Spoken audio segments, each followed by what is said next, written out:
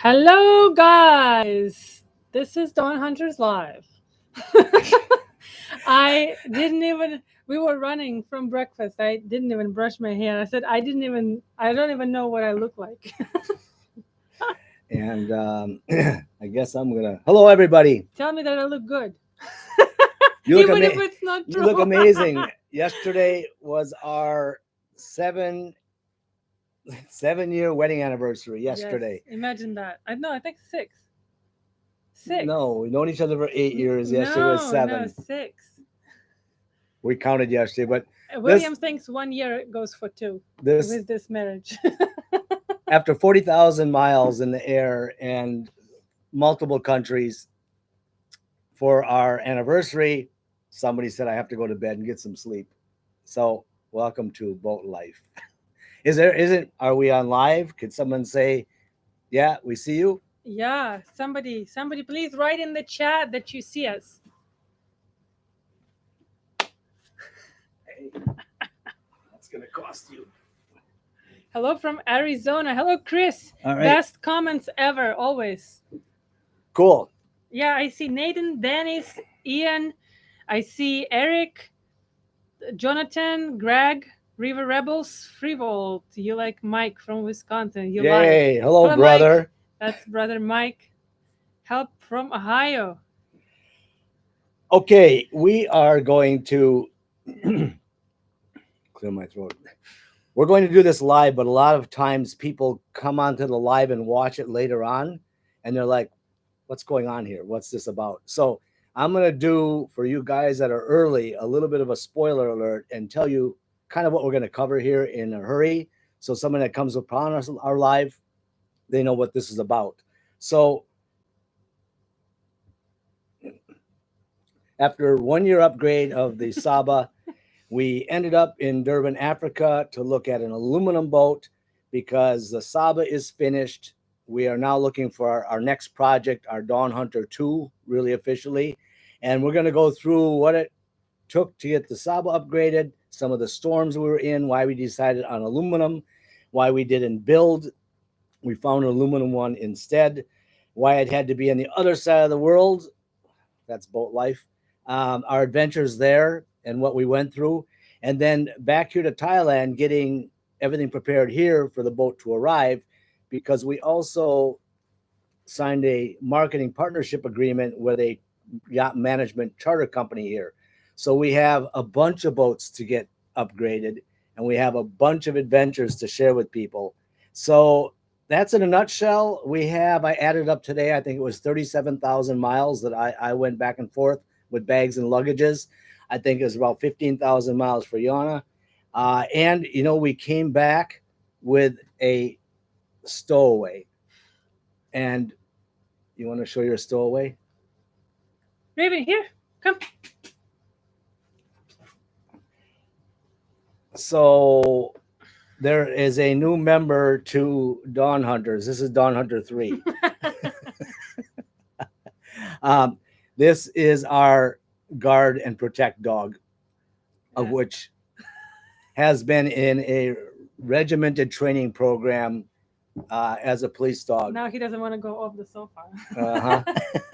Wow, found a lack. Okay. So that's going to be the subject of the live today.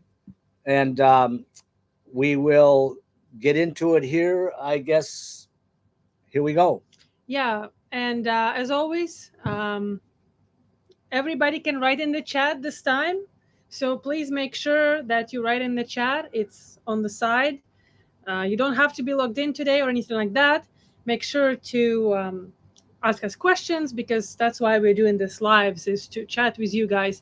There is some delay that we're getting these comments and questions. So sometimes we're already going to move forward on the topic when we will see your questions. So we will come back and answer that. Right? Yes. And most importantly, thank you everybody for subscribing. Thank you everybody for your support in this channel. We met so many people in Africa, in Durban, in the airports that came up and say, Dawn Hunters, or, oh, you're the old dude with the hot chick, or, hey, Oh, he's like, where is that chick with tattoos? So not everybody knew who we were, but They saw us. it's us.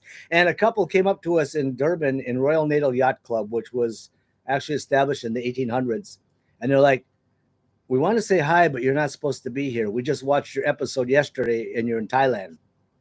It was pretty strange that a lot of people did know us, and we'll cover that in the live later on. But it really has helped us out. The people there in Durban and different places really assisted us in this mission. So let's say hellos quickly and then we start, right? all right. So hello to Chris, Jonathan, 21, Greg. I'm moving your elbows. I know. He keeps moving my elbows out. I'm like, hello, Chuck. Hello, Greg, Charles, Jerry, Dottie, Chris. Oh my gosh, so adorable. Oh, that was about the dog, not about you. Last episode with the Speedo. Matt, Ian, tickle your mom. Tickle your mom. That's a cool one. Nice. Russ Yoder. And that's about it. Yeah. Hello, guys. And I think we should start with what is all that BS that you are done from Chris? That's a good one. We can start with that one. Well, we actually are finished. We're done. We took on a project to take a Saba, which is a commercial vessel all over the world, and make it off grid for not commercial production. Oh, production. Sorry. Right. Yeah. Take a production vessel, convert it into an off grid vessel. We did this for someone and we had a year to get it accomplished, and we got it finished in about 7 months. So we were able to go out and test it, make sure everything worked properly. What didn't work, we modified it. So when we say we're finished, we're done. We are done with this boat we're currently sitting on. Clickbait. It's all finished. We're here temporarily because it was perfectly cleaned and ready for sale. It is for sale. If you want to hook us up, we can definitely get you a hold of the broker. And so this is why you saw that we are finished. We are not finished sailing and living aboard. That will never happen.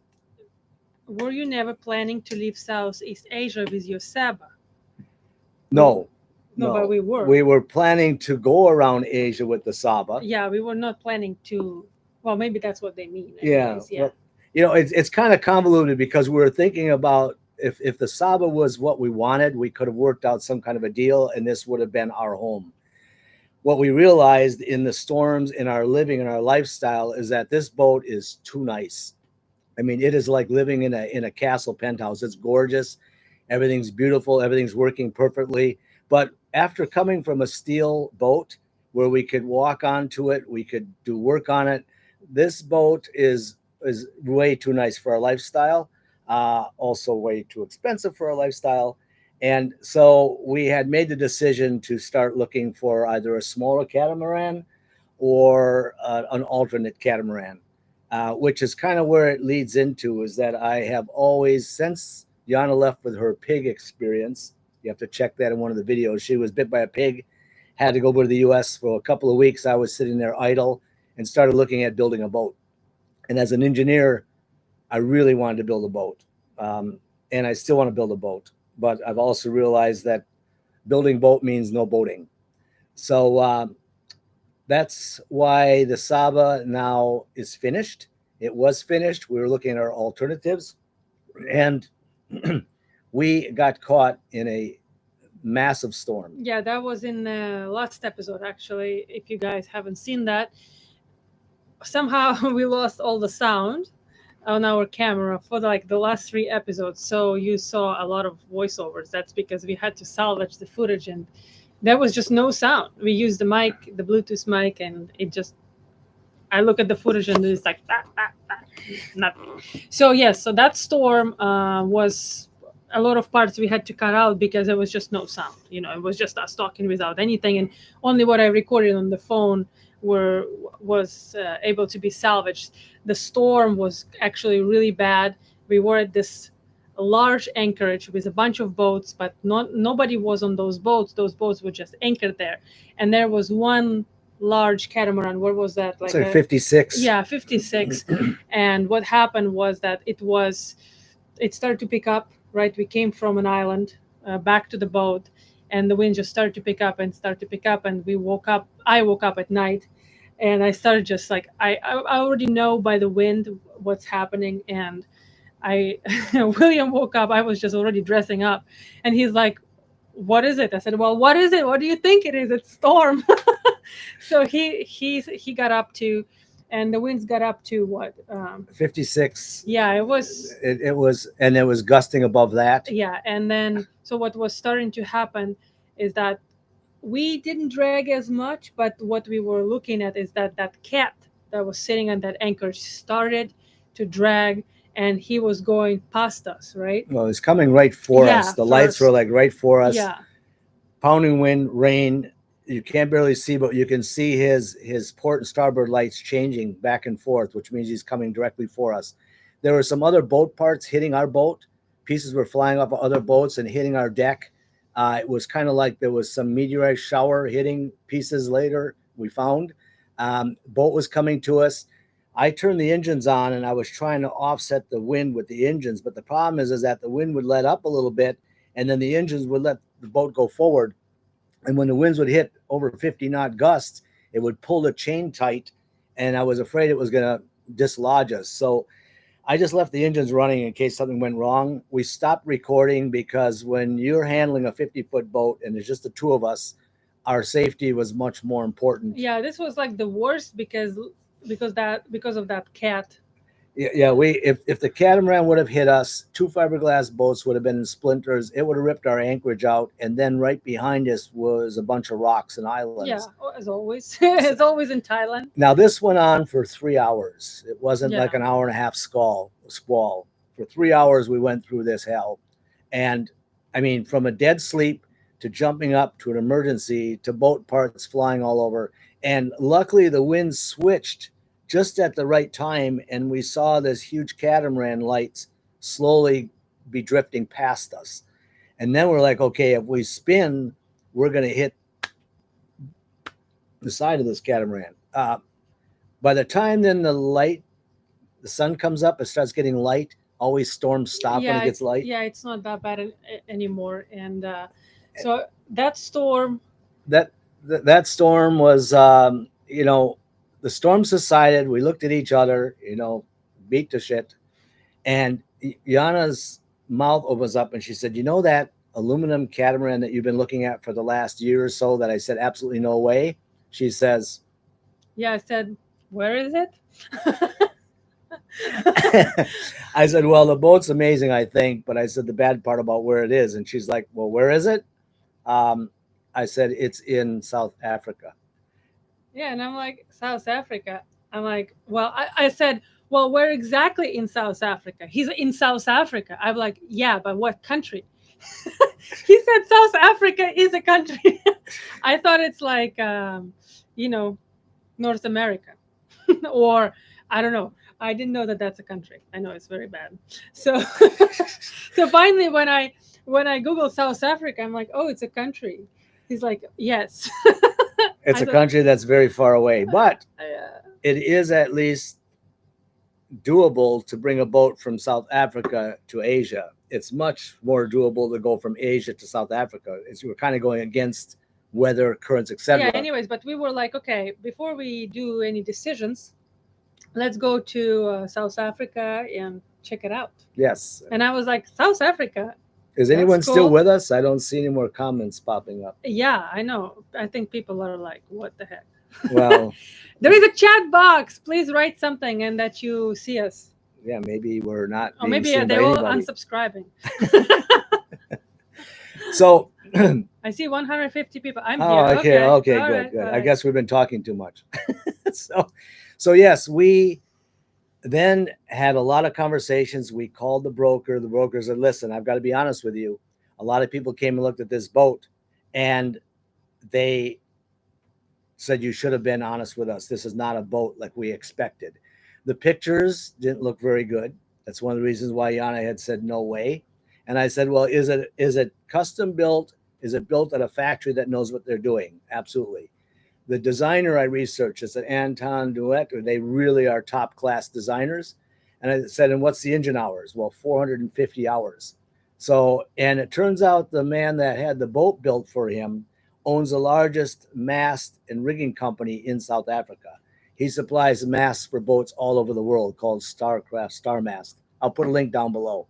So at least I knew that the vessel was built for an avid boat person. He was a racer, a sailor, and now he owns a mast company. So we said, you know what could be wrong with the boat that we can't fix? I mean, we did a steel motor sailor that was a freaking disaster. And we said, never again will we do a complete refit. Well, guess what? Don't ever say never in the boat life, and don't ever plan or schedule. So long story short, we packed all of our bags, and Yana said, I am not packing a few things. And we get there. I hate flying. That's why I'm boating. I cannot fly. Oh, I can, but I do not like that. And I'm like, I'm packing all my bags right away just in case if this boat is good. So she packed everything. She packed her whole life in 5 or 6 bags. Yeah. We found we could pay extra baggage fee, and it was much less than customs and shipping and brokerage and losing it. And then I packed all my gear, tools and things I could take if we had to work on the boat. So we actually went to Durban with the intention, and we didn't say this to the owner or the broker, but with the intention of taking this boat no matter what condition it was. Because if we could get a good deal on the boat, there's nothing that we can't fix and do. Here in Thailand. In Thailand. Yeah, because the labor and the quality and it's doable here. It wouldn't be doable like in the US for us. Yeah. Yeah. And we had just made this agreement to help grow SIT Yachts, a yacht management company here in Thailand. So we have captains, we have crews, we have boat working people. We met everybody here with our Saba. I'm laughing because Ian is saying flying and spiders and snakes. Yeah, I know. Yeah, he's counting. The only thing she's not afraid of is me. No, it's not spiders, snakes, or flying. I actually have a fear of death. So everything that can cause death. Yes. And sooner or later that and boating doesn't go there. It doesn't apply to that. Right. But although all any life-threatening situations were on boating, but it just doesn't compute here. So a couple of huge milestones. We decided that Thailand is going to be our home. We have a 5-year visa that can be expanded to a 10. We decided that we want to sail around Asia. We love the food, we love the water, we love the adventure. We don't really love the storms, but we'll get over those. So this is where we wanted to start looking for a boat, and we started looking at lagoons, lagoons, Fontaine Peugeots, even Mumbai's, different types of boats that were here. And we realized that this is where we're going to do our boating. And I kept trying to push this aluminum exploration vessel. I mean, I'm watching Delos, I'm watching the sailing couple that are doing it. I'm watching the people from Brazil, Odd Life Craftings. I've been watching everybody that has aluminum. I'm like, oh, that could be us. But to build one and go through the design and the interior and the wiring and everything else. Yeah, John said Delos is building an aluminum one. Yeah, we saw. And it takes a year out of your life, maybe 2 years out of your life, and you're still not boating. And we learned a very bad lesson on Dawn Hunter. We spent 3 years making that boat the way we wanted, but shit, did we make a mistake, because we thought what we wanted. And in boating, you learn what you need when you're boating. You learn what you need when you're at anchor. You know what you need when you're in storms. Good thing with Delos is they have a whole lot of sailing experience, so they know what they're building, and they have an inside helm for a reason. And this boat had an inside helm and an outside helm. So to me, I'm like, you know what? And that actually was the selling point to me as well, because he was showing me multiple aluminum boats that, like, he's like, look at that one, because for this whole year we were looking at boats, just kind of like thinking about it. And he would show it to me, and I'm like, I'm like, that's not gonna work because it has only outside steering. And I'm like, and doesn't even has a canopy.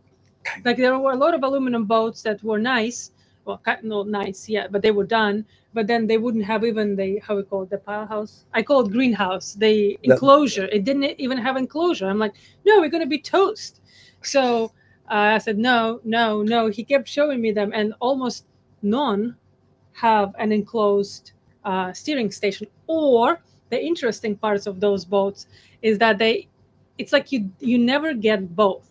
You either have an inside steering station on those boats like Delos building, or you have an outside steering station, but you never have both for whatever reason. And also, when you look at the designs, a lot of them have the front entrance to the steering station, like the De Villiers, the Delos. Well, when you're in pouring rain, monsoons, and wind, and you're at anchor, the wind and the rain's always coming from your bow. So if you open that door, the whole inside of your boat is going to be like the outside.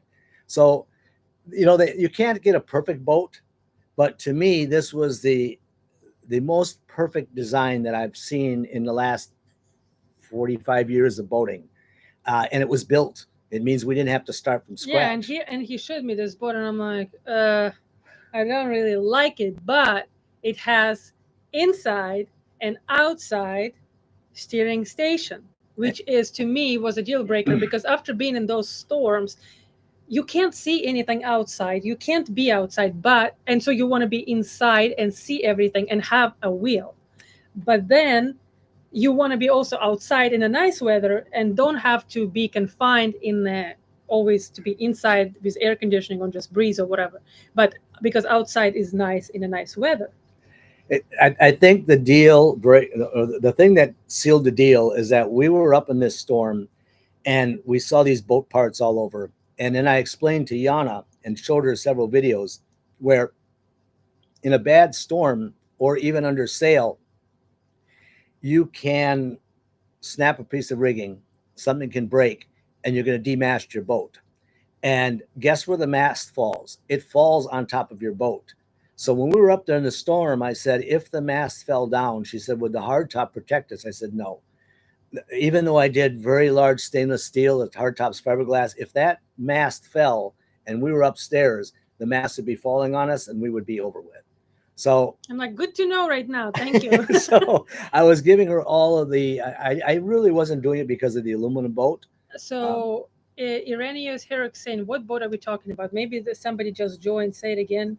Okay, so it is a 53-foot exploration aluminum catamaran. It's an Anton Detroit. It's AC-53. It's an AC-53, but it's by Anton Detroit as the designer.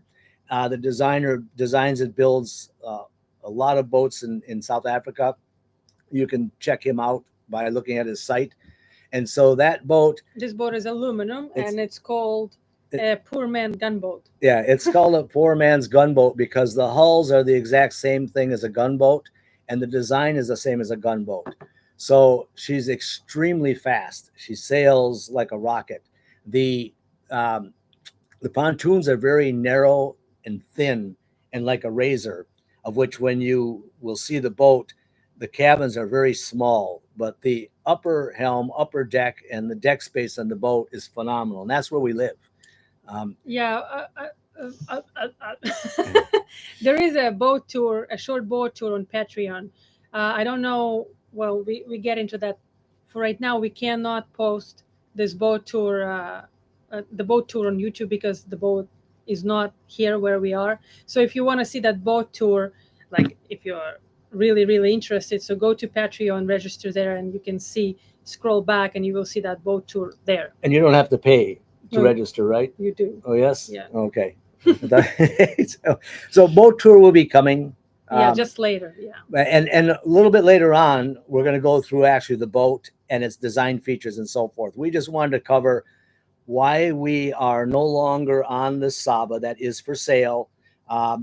We will list the brokerage below. It's through Multi-Hull, the yacht sales company. Charlie Robinson, we've been working with Charlie now for, I guess, since we came here, and he's a phenomenal guy. He will be straight, tell you what you need and what you don't need. So this Saba that we're sitting on temporarily is, and actually it is for sale. It's listed. Because we're working with the Sail in Thailand management company, we have a lagoon coming in about 2 hours, a 40-foot lagoon that we will be upgrading. We have a 40-foot Nautitech, and we have partnered with a couple of charter companies in Thailand. So we have about 40 vessels available for charter, for special adventures, and we're building these adventures based on what we've done. Yeah, because we've been to now so many islands in Thailand, and some of them are great. Some of them are great only for certain things, and some of them, yeah, you just need to know where to go and pending what do you want to do, because you like it was funny because we had a lot of friends and family visiting us while we were here. So you bring one person to one island and they're like, ew, it's too dirty here, it's too noisy, too touristy. You bring other people there and they're like, oh my god, that's the best island, I want to go back, I want to get married here. I want to get married here. So it's so much like depending on what you are as a person to which island you're going to enjoy. And that's why we feel like we can bring a lot of value being traveling here for a year on the boat, and we're going to continue being in Asia. So yeah, we think we're going to bring a lot of value to this company because we can help them to build real good packages for certain people. And because we've experienced it, it's not going to be something just off of a brochure. Right. And if you're going to fly here and spend your money and you want to spend 3 days, 7 days, if you want to just be a single person and join other people, you can buy single cabin charters. So effectively, you can experience Thailand.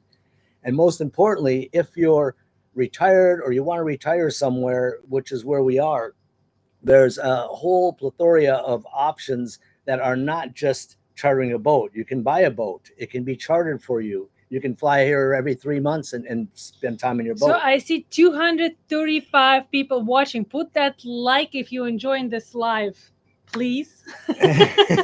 And also, maybe somebody just joined. Let's quickly say again, what are we talking about? All right. We left Thailand. We stopped boating on the Saba. Saba was done. We went to South Africa, Durban, looked at an aluminum hull exploration cat. I fell absolutely in love with it. Said, this is our boat. Oh, I did too. This is our life. Yeah. You know, I must say that she's like, let's go. She's like, whatever. If it's safe, I'm there. Because safety, as you're starting to learn with this woman, is priority. Don't want to die. So from Durban, we then realized that there are ISIS pirates. There are military. There's a lot of really dangerous things going up the coast of South Africa. And then storm season was coming. So what we did is we then had the captain, and big shout out to Brandon, Craig, and a couple people. They got the boat up to Dar es Salaam. And then we went to Dar es Salaam. Which is Tanzania. Which is Tanzania. And that's where we picked up our dog. So here we are, ending up in Tanzania, 6 months ago. Sure. We're in Asia. What are we doing here? So the boat made it safely. They hit some 4-story tall waves, current against wind. And you'll learn that a blow comes in up this Mozambique channel, and it blows and it has waves. And South African sailors, hats off to them. Those guys are animals. They're like laughing and shouting and yelling when the boat is going through 10-meter waves. And this boat was designed for that. And that's one of the reasons why we decided that this was our boat, because it is designed for anything you can throw at it. It doesn't require a lift or a haul out. This boat can go on the hard anywhere you want. The tide goes down, the boat sits on low tide. That's when you do your servicing and you scrub your bottom. Greg is saying, what is wrong with F Fontaine Peugeot Saba? Nothing. No, nothing is wrong. And let me cover that too. I covered that in the beginning. The Saba is amazing. The Fontaine Peugeot is amazing. Everything's working perfectly. But for us to buy this boat and for us to have this be our boat, way too expensive. But more importantly, it's so nice. And we live on this boat. When I say nice, this is like buying a penthouse in Manhattan or Miami Beach. You don't want to have a party in it. You don't want to have a dog on it. You don't want to have 7 of your friends come on board. We had family and friends come in. We had to have an orientation. I think 5 minutes was about safety and don't fall off the boat. And the rest of it was like, here's how you can't flush a toilet. You can't run the water for too long. You can't do this. Make sure that you don't roll your bags across the floor. Yeah, it's just a very, very nice, luxurious boat. I mean, it has fabric on the ceiling, it's you just don't want to even breathe on it because you know that you can't maintain it in a perfect way for long. The way we live. Yeah, the way we live, It- because we live mostly at anchor. You have to be in the marina if you want to have it like in a perfect condition, constantly cleaning it and taking care of it. and she's a perfect charter boat. She's a perfect boat for people that want to do boating. And I've Yeah. met Eric. Shout out to Eric, who also bought a Saba 50. Because of that, we've been texting back and forth, boating up and down the coast of USA, boating all over Asia. This is an amazing boat. I mean, it sails amazing. I can't say anything wrong, and it's perfect. We fixed everything, but it's not our style. I like steel or aluminum. I've always loved with being in the oil rig. I can't really step on fiberglass and feel comfortable. So now we jumped on that boat. We didn't even have to take our shoes off. We hauled luggage in a washing machine and put it on the deck. This has brand new teak. We can't even step on the deck with our shoes. I think some people are not understanding that. So you're giving yourselves 5 years in Thailand for this build. Will it take 5 years to build? Okay, so let's answer that as well. Well, we're not building. Right. We Yeah. bought the boat. The boat is finished. It's 7 years old. It's tried, true, and tested. We're going to bring the boat back here. We're going to refit the interior because the boat was built for fishing, and we're not fishing people. We're going to upgrade the boat for the off-grid solar and lithium and things that we did. The boat does not have air. It does not have a generator. It is a very Spartan, extremely strong, well-built boat for speed. It's won multiple regattas in South Africa. It's a super fast cat. It's just below a gunboat. And if you look up gunboat, that type of sailing is what this boat does. So we're going to bring it to Thailand. It's our home. It will continue to be our home, and it will be actually our boat. And so what we're going to do on that boat is all of the experience of Dawn Hunter and all the experience of all the other boats. Yeah, and so we're clear. For right now, we're gonna stay on Saba or Lagoon that we are bringing or whatever. We're gonna stay on. We'll be homeless for a while. Yeah, we're gonna be homeless while and gonna be boating still to the islands because they're very close proximity here around Phuket. We're still gonna be boating, and then the boat gonna be on the hard, and we're gonna be doing refit in the meantime. So that's kind of the plan. Yeah, so we're gonna do both. See, on Dawn Hunter 1, we use the trawler from time to time. But we decided that we're not going to stop our life and build. This time, yeah. And we're not going to be, I mean, hats off to Delos, hats off to Pucky, hats off to Odd Life Crafting. The couple, the Sailing Channel, I watched them for almost 2.5 years build that boat. And you know what? Congratulations, guys. I wanted a boat that was tested, tried, and true. I'm gonna find some people asking the pictures of the boat. I'm gonna find a picture. And what it did is it allowed us to. You're gonna find the pictures. Yeah. Okay, he's gonna find the pictures of the boat. I see you guys wanting to see it. Actually, next episode, we're gonna. Did we do the boat tour? Oh, it's like a talking head. Okay, here's the pictures. So this. So that's the boat. I'll get it there. So I can hold while you're gonna be talking. So the boat is a 53-foot aluminum. Yeah, perfect. They can see you and the boat. The boat is a 53-foot aluminum catamaran. It has hulls that are the same as the gunboat, so it's super fast. It has 10 millimeter sacrificial keels. If you hit something, the keel could rip off, but it's within a sacrificial tube, so it's not going to hurt the boat. The plate from the upper deck all the way through and wrapped to the center is 6.5 millimeter marine aluminum. The front of the boat on each side is 10 millimeter aluminum, and the rudders are on 4-inch stainless steel posts that extend all the way up through the watertight bulkhead in the engine room. So the boat can sit on the hard, it can sit on concrete, it can sit on rock, it sits on the keels and it sits on the rudders. And the front even has a boarding ladder, so the ladder drops down and you can go onto the islands from the boat. So quite frequently they just let the tide go down and clean the bottom of the hull, or they service the drive. So we wanted a boat that we could not we didn't have to rely on it being hauled out. What is shaft D for? Shaft drive? No, it is a pair of sail drives, the SDs, but they also built the sail drives and the engines in complete watertight bulkheads. So if you rip the sail drive off, the engine compartment will fill, but it cannot fill to the rest of the boat. The front of the boat, all the way past the R on Tiger, there on the port and starboard, there are watertight bulkheads that are storage. And one's a tool room and one is for all the sail lockers. What engines are in there? It has 78 kilowatt total power. So it has the Yanmar 56 naturally aspirated, no turbos. The boat at 3,000 RPM is doing around 8 knots. It sails, the captain has had this boat sailing at 34 and 37 knots with greenies coming over the bow.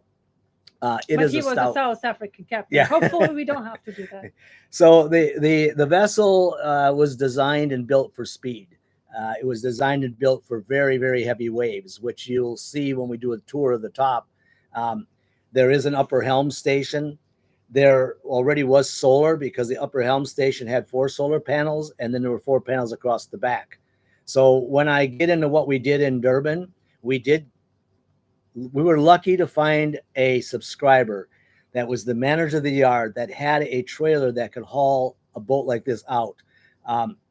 Shout out again to Brandon, to Craig. I'm gonna find that picture. To Graham, even to and thank you much for Sean, who allowed us to use his trailer. The people were amazing at the Bluff Yacht Club. They posted that we were there, and everybody pitched in to get us out. Picture. So that's before we did the bottom. That's before we did the work on the boat. But the boat got hauled out with a cable and an old railroad car trailer. So we brought the boat on top of the trailer, and then we used the cable and pulled it up onto the hard. Yeah.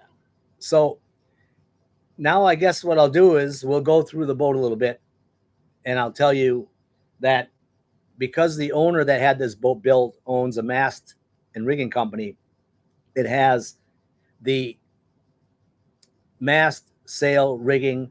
It has front Genoa, code 0, and it even has a stationary staysail or storm sail. So the boat was designed to sail under all types of weather. The reason why it only had under 500 hours on the engines is because they sail wherever they go. They're not like us. So, and there is not a generator because it has a 150 amp second alternator on each engine. So when you want to charge your lithium or your batteries, you turn either the port or the starboard on, and now your engine becomes the generator for the boat.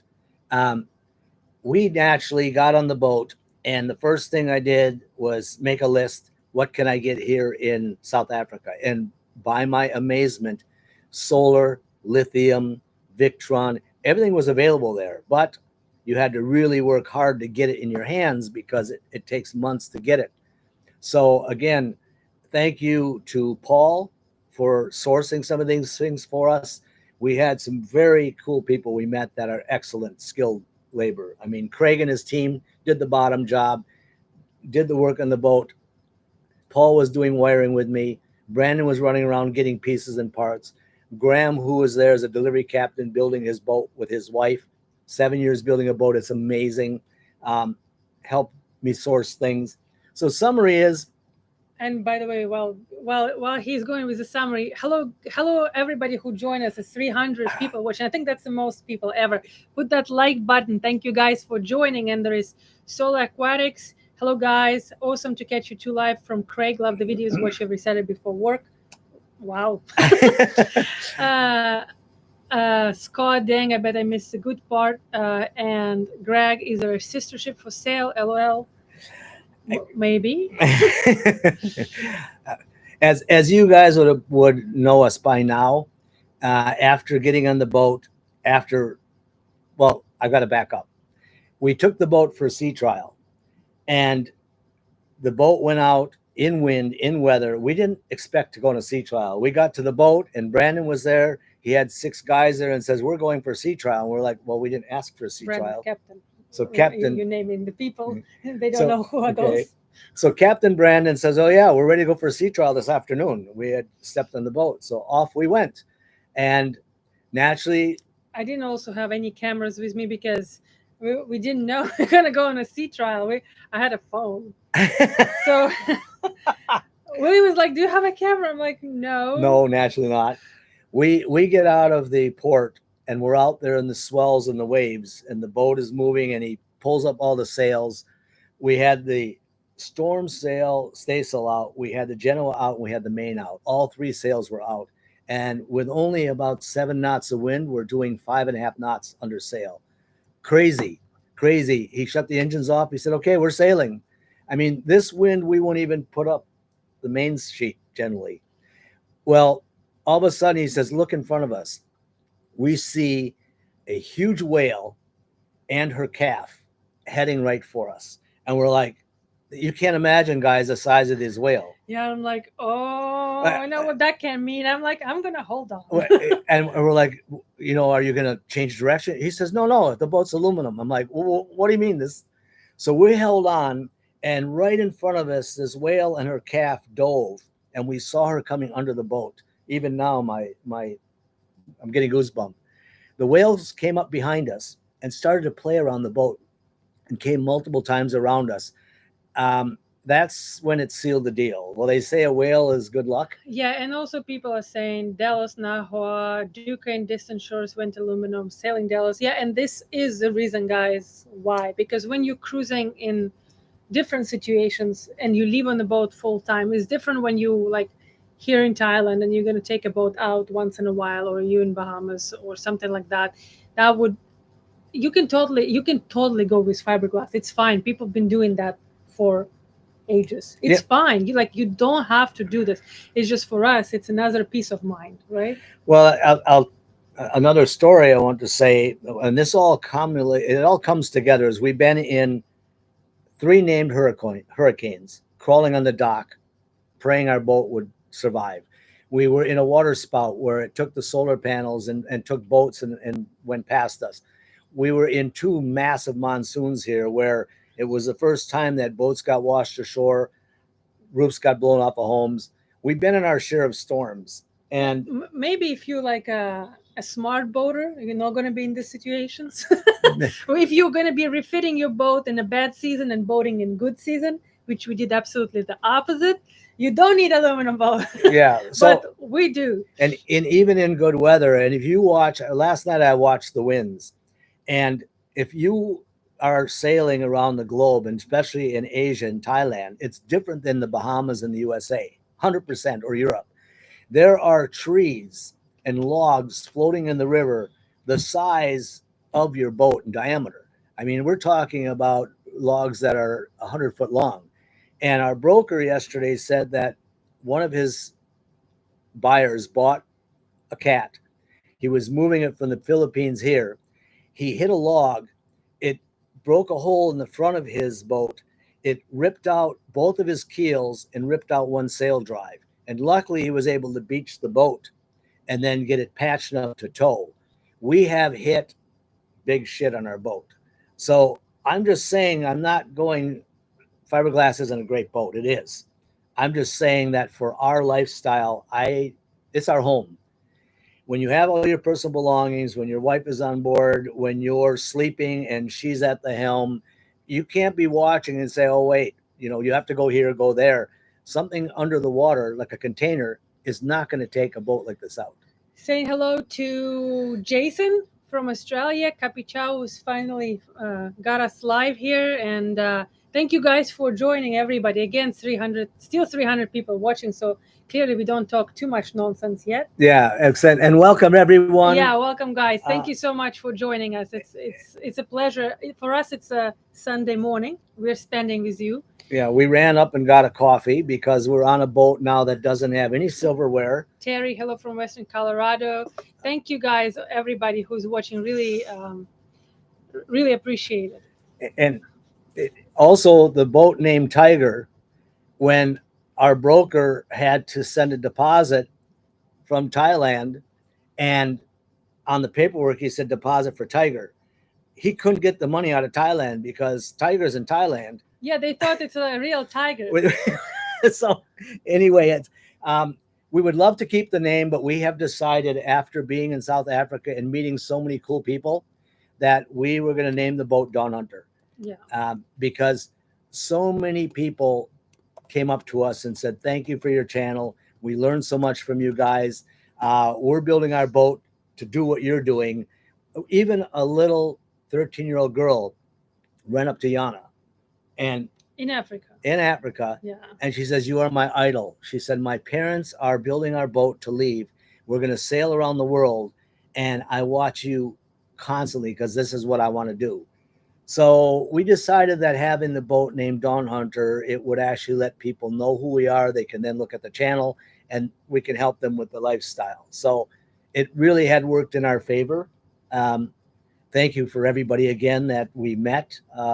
And we were even in Johannesburg, and a man walks up to us with his friend and he said, I'm sorry, I saw you. I had to come over and say hi. So shout out to Johan. He came and said hi. He said, yeah, so many cool people we meet because of this channel, and for us that's the most important part. That's why we're doing this, because so many people came and said, oh, I bought a boat because of you, or I live through you guys, I travel through you. So we really appreciate all the feedback, guys, that you're watching. Otherwise we'd stop already. Yeah, because we always like, should we do it, like should we not? Another thing is that if you guys just came on, I see several people saying, I just got here. I think I missed it. I just got here. The good thing about lives is after you're done with it, you can go back, we'll post it, and you can watch the live from the beginning and then to wherever you came on. So it isn't like you've missed anything. You just overslept. Oh, wait, in this case, it's nighttime for you. Actually, somebody asked prior. That was a good question. Yeah, what would you, where would you go first? Yeah. With a boat, not without boat, but as a first-time boater. We can quickly answer that. As a first-time boater, we now can compare the USA boating, Caribbean boating, Asia boating. We don't know Mediterranean. South Africa boating. I had boated a little bit in the Mediterranean. To be honest with you, it depends where you live, because getting a boat from A to B is a real disaster. And this is what our challenge is getting it here. So you need to look for a boat where you want a boat. If you want a boat in Asia, you look for a boat in Asia. If you want a boat in Bahamas, then you look for a boat in Southern Florida, or even all the way up to Annapolis, because you have the coastline. So pick a dot where it's convenient for you to start boating. And also make sure that it's going to have all boat stores because you will need them. Yes. And you know, solo was my plan. I met this amazing lady and my wife and my woman, but it depends who you're going with, because if you're going to go with a partner, you better hang around the US and Bahamas for a while, because boat life is not what you see on YouTube.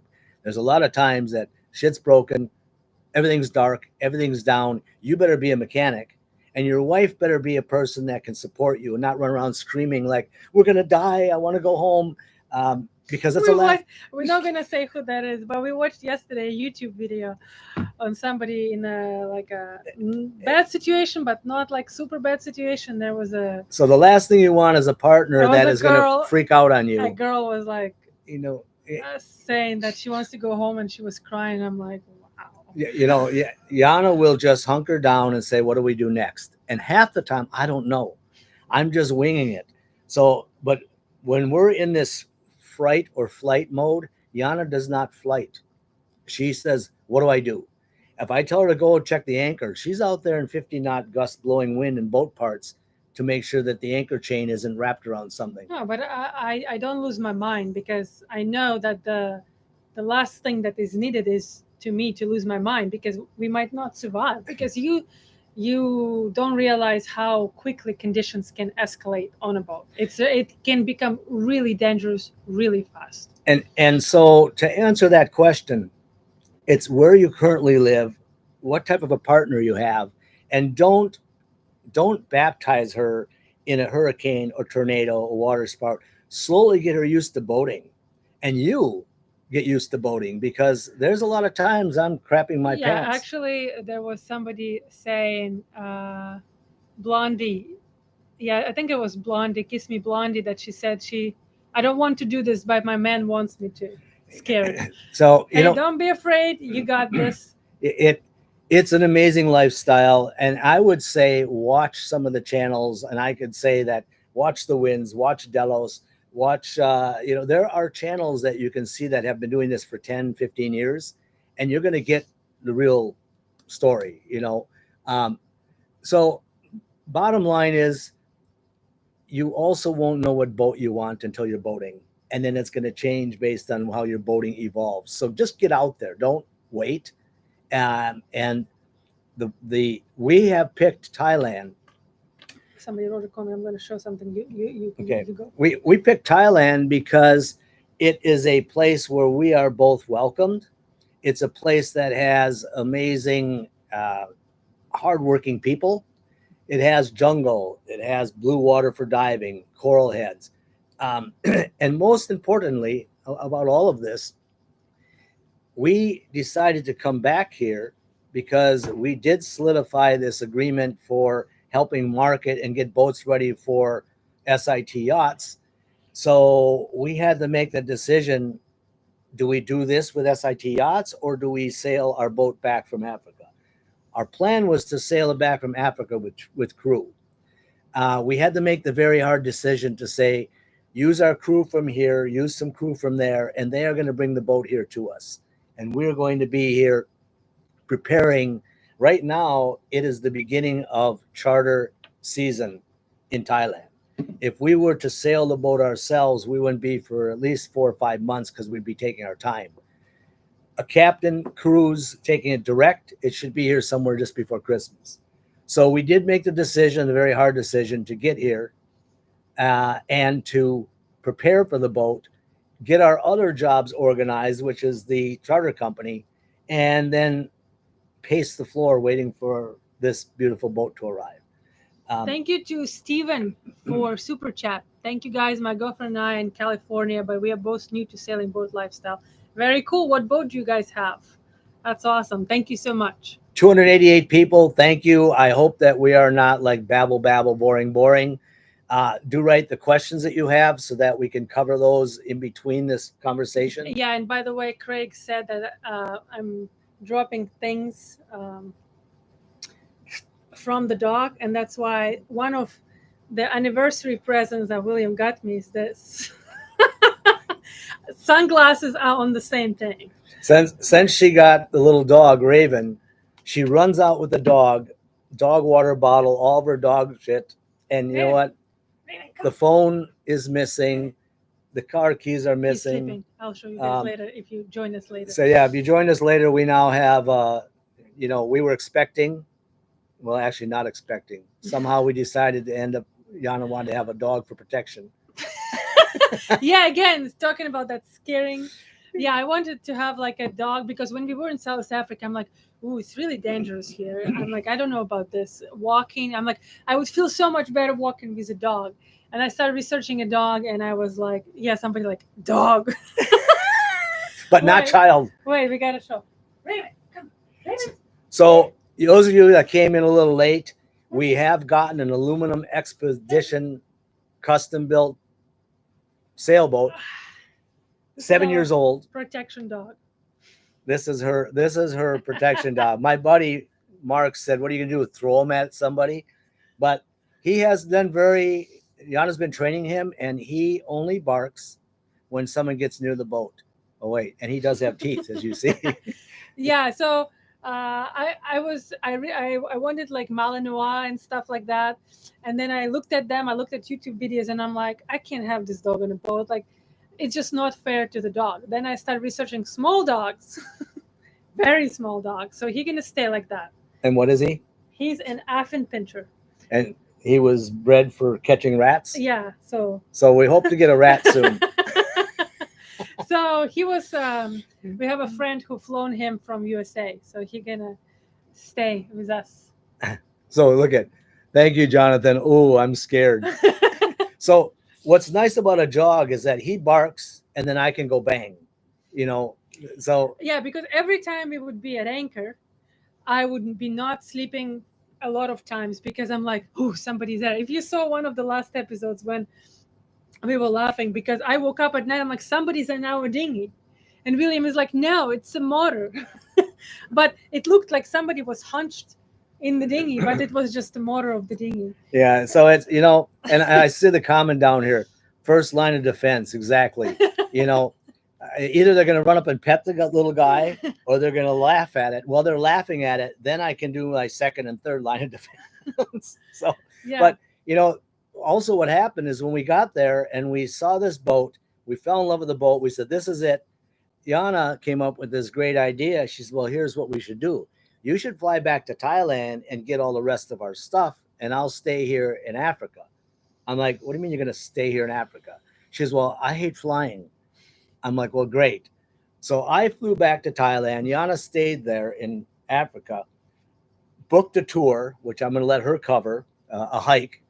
I came back, and in 9 days, I used Captain Nut, Tom Tam, Miriam, I used all of our people to help pack the rest of our stuff, and I'm schlepping 7 bags back to Africa.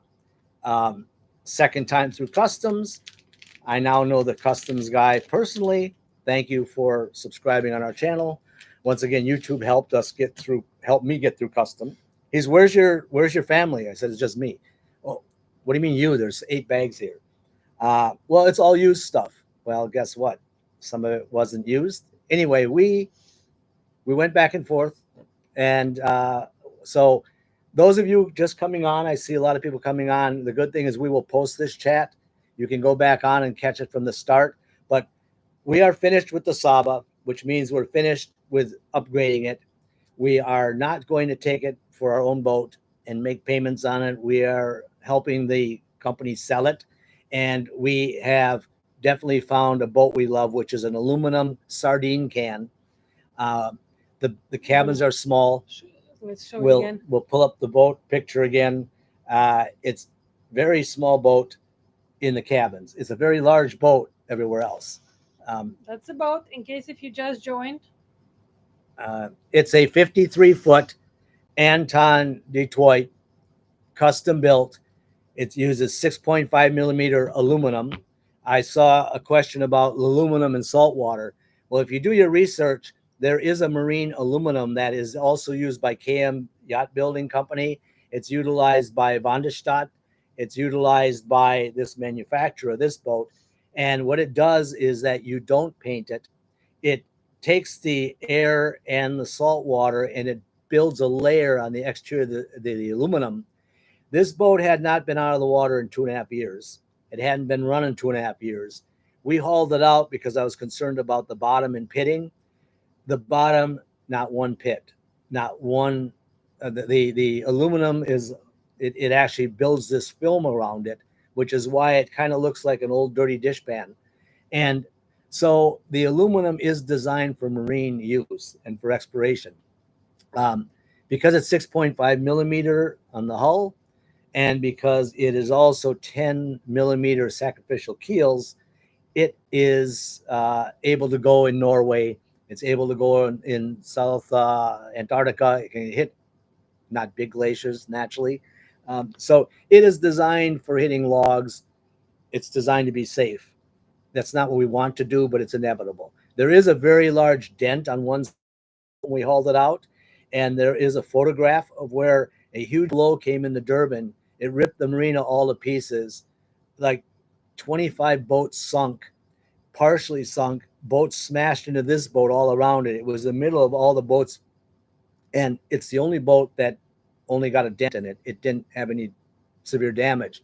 So later on, we found out that that was the boat. The captain sent us a picture about it being in the middle. So summary is, yes, we are finished with Saba.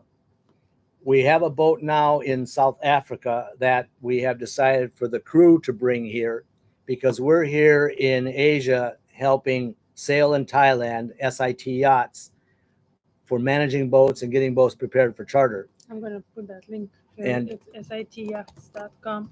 And while That's the company. You guys can check it out. So, Steven, thank you so much, Steven, for super chat. Could you tell the love of my life, Vanessa, to get well soon? We love watching you guys every week, and she's recovering from a surgery. Hey, Vanessa, I hope you feel better. And actually, speaking of that, when being sick is not fun, and I'm going to tell you that story about my hike. When William left to Thailand to pack our bags, I thought, okay, I've been, how you call it, enchanted by people hiking, and I watched all those YouTube videos forever, and I thought that was such a cool idea also to walk around the world with a backpack. I was always thinking that it's like a great alternative to boating. So I'm like, okay, while William is in Thailand, I'm gonna take a chance and go on the hike by myself with a backpack. So I booked this hike for 4 days in South Africa in mountains called Drakensberg, and we were supposed to go on this high peak. I think it's called Champagne Castle. So I buy all the gear. All my gear is new. I'm like super pumped. William got me like Garmin InReach set phone because there was no connection, of course, and stuff like that. And yeah, so I booked this hike. It's I think it was $700 for 4 days, and there was like a guide. How you say Porters. Porters. I get this gold package where they're supposed to help you carry some of your sleeping stuff and all of that.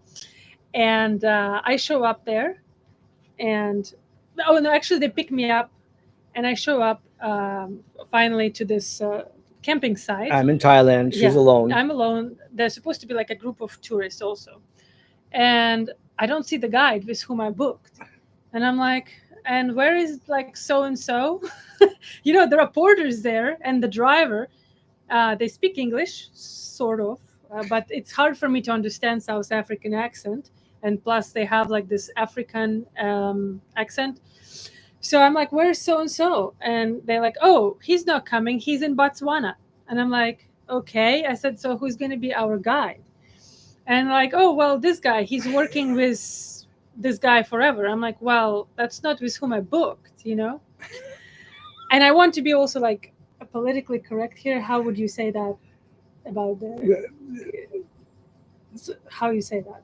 What, like that's not who I booked with, or what? No, what about the color? Oh, well, okay. Let's just say that Yana's the only color like this in Africa, naturally. Yeah, and it's not like I don't care, but it's just it was very hard for me because I didn't understand anything, and there were other tourists also like me, but some from South Africa, some from Germany. There was five of us. So I put this backpack on me, and I'm like, Okay.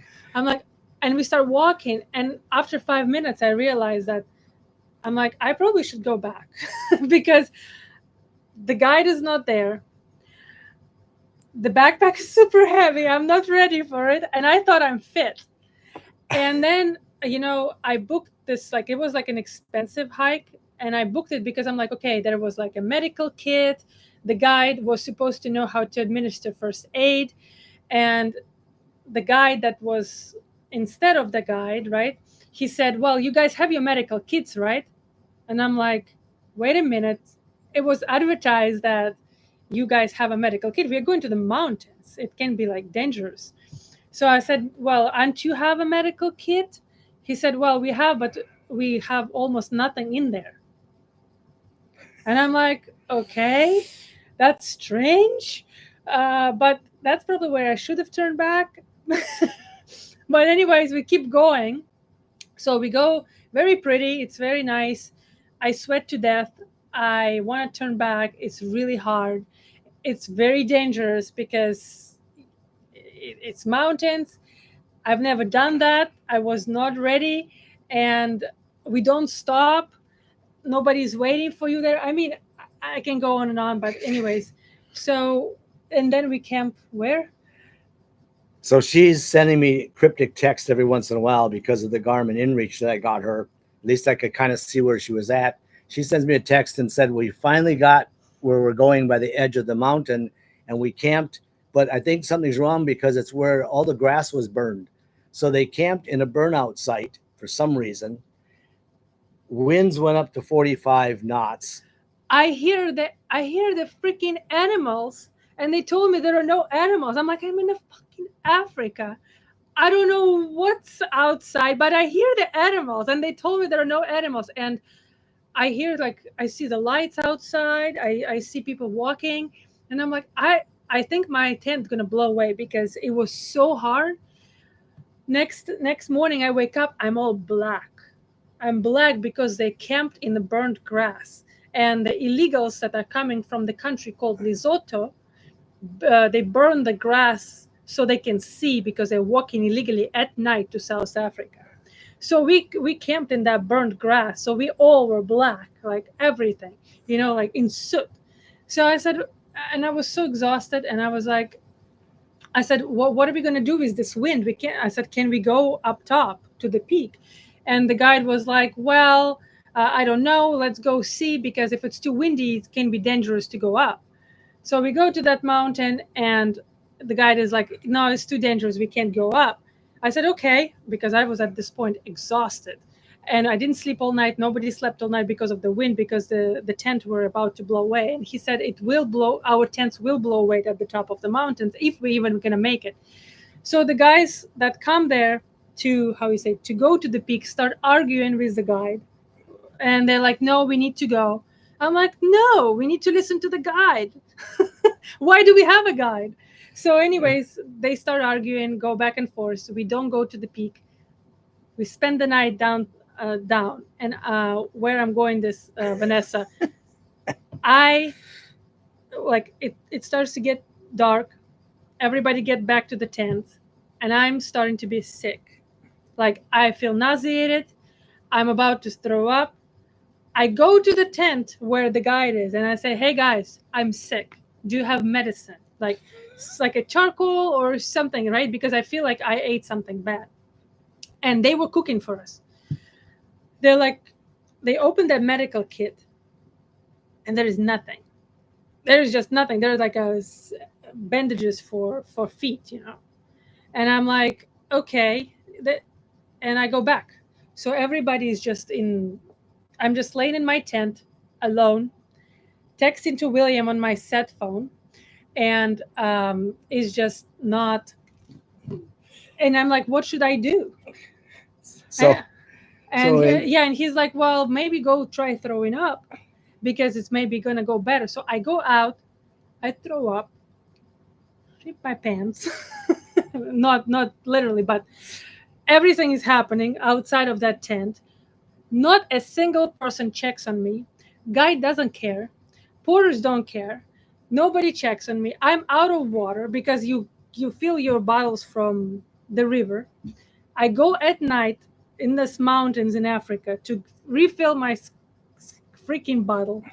I lose the bottle. It's floating away on that mountain river. I try to catch it. I get that water, drink it anyways.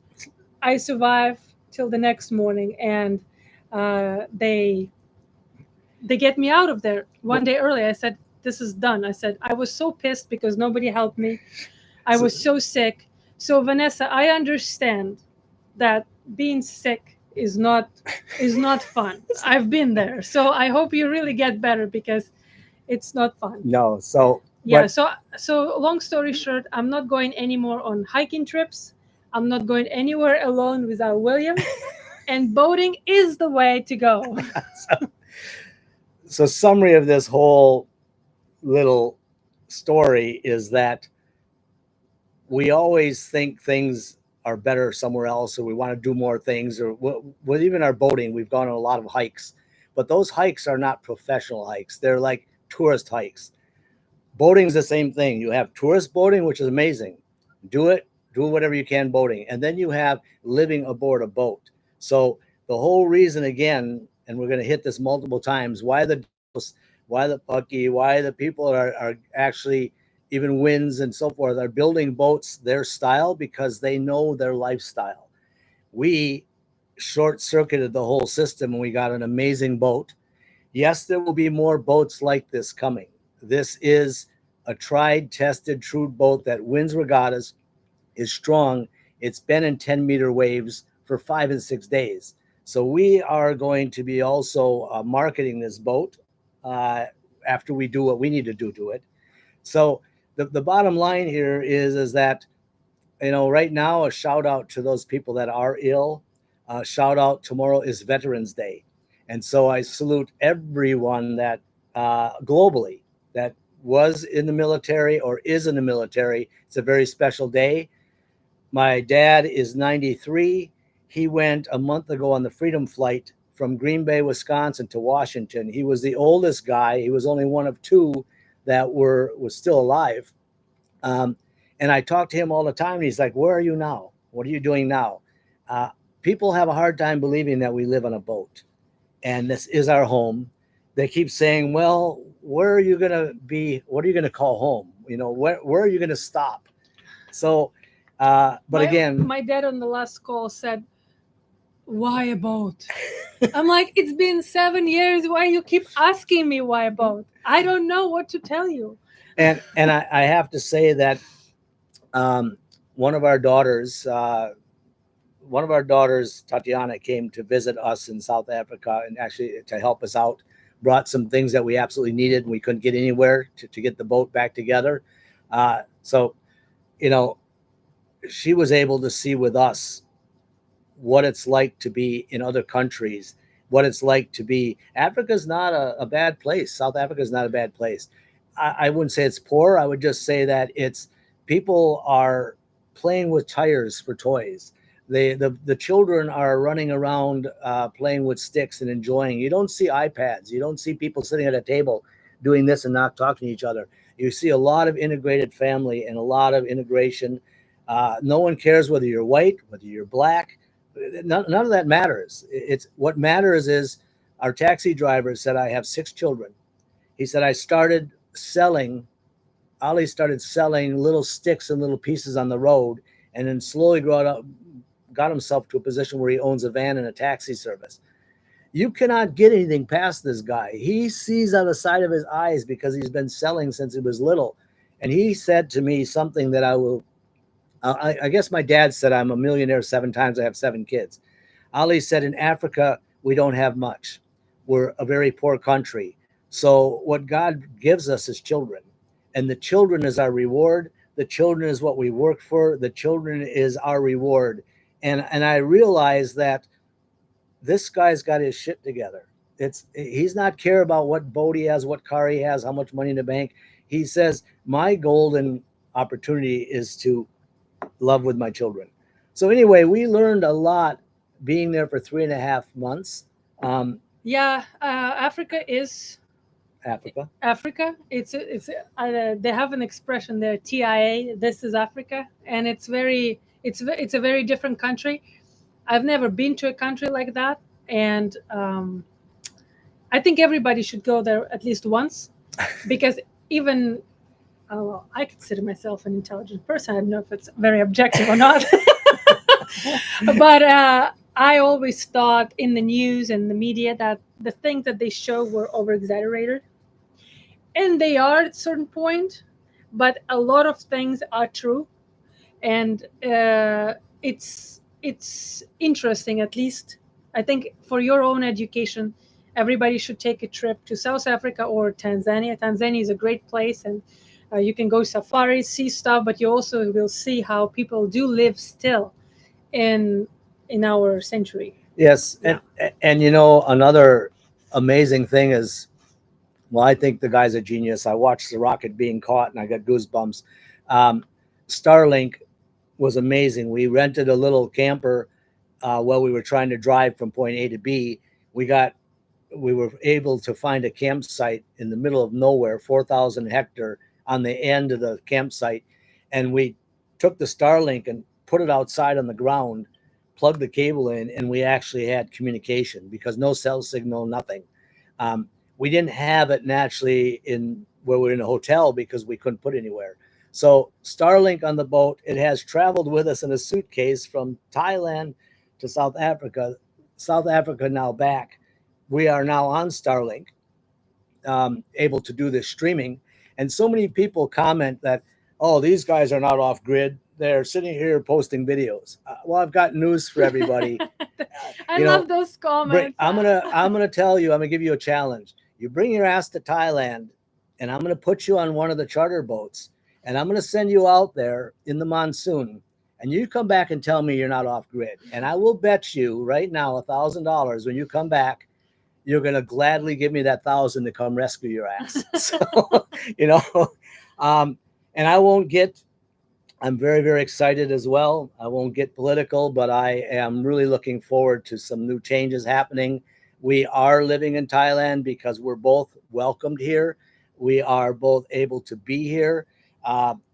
Blue passport, red passport.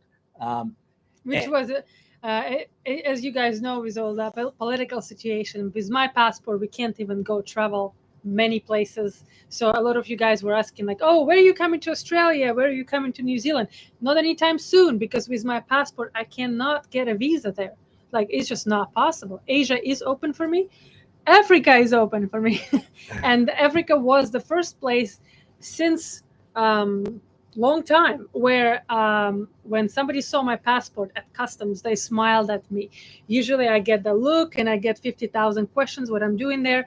But I got the questions this time. Yeah, he got the questions this time. Yeah. And it was funny because she went first. She says, let me go first so I can get done with this. She's standing next to me and he looks at my passport and he goes, I said, yes, and that's my wife. He said, American, Russian, you guys are married? I said, yes. He said, you guys got it. He said, family over politics, family over detail. And he stamps the passport and on we go. So, but you know what? South Africa is amazing. We were staying in a place called Mshlanga.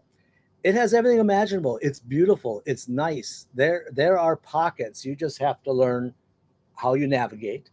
But, you know, we love to eat. We love to eat Thai grass. We love to eat. we love to eat. You know, we pull over on the side of the road and we will get fresh vegetables, fresh fruits, fresh everything. But the most important thing is that there is a community here that works on boats, that does phenomenal cabinet work. They do phenomenal refit work. These are craftsmen that have been 3 generations working on boats. So the cost for us to redo a boat here and make it pristine is like 10 cents on the dollar. You know, right now we have a friend that his boat burned. He's got a 78-foot Choi Lee. Choi Lee, yeah. And he was going to have it rebuilt in the States. And he now has me looking at a manager, and he's going to ship the boat here, have it rewired, have it rebuilt, and do it for 1/3 the cost. So anyway, we are... 266 people watching, so we did lose some people probably on my hike trip. Put that like button on the video. We're not talking about hiking anymore. And come back. So thank you everybody for watching. If you do have questions, please, because now we kind of covered most of the things. Now is the time to ask some questions in the chat box. Anybody can write it. And somebody said that I'm a good comedian.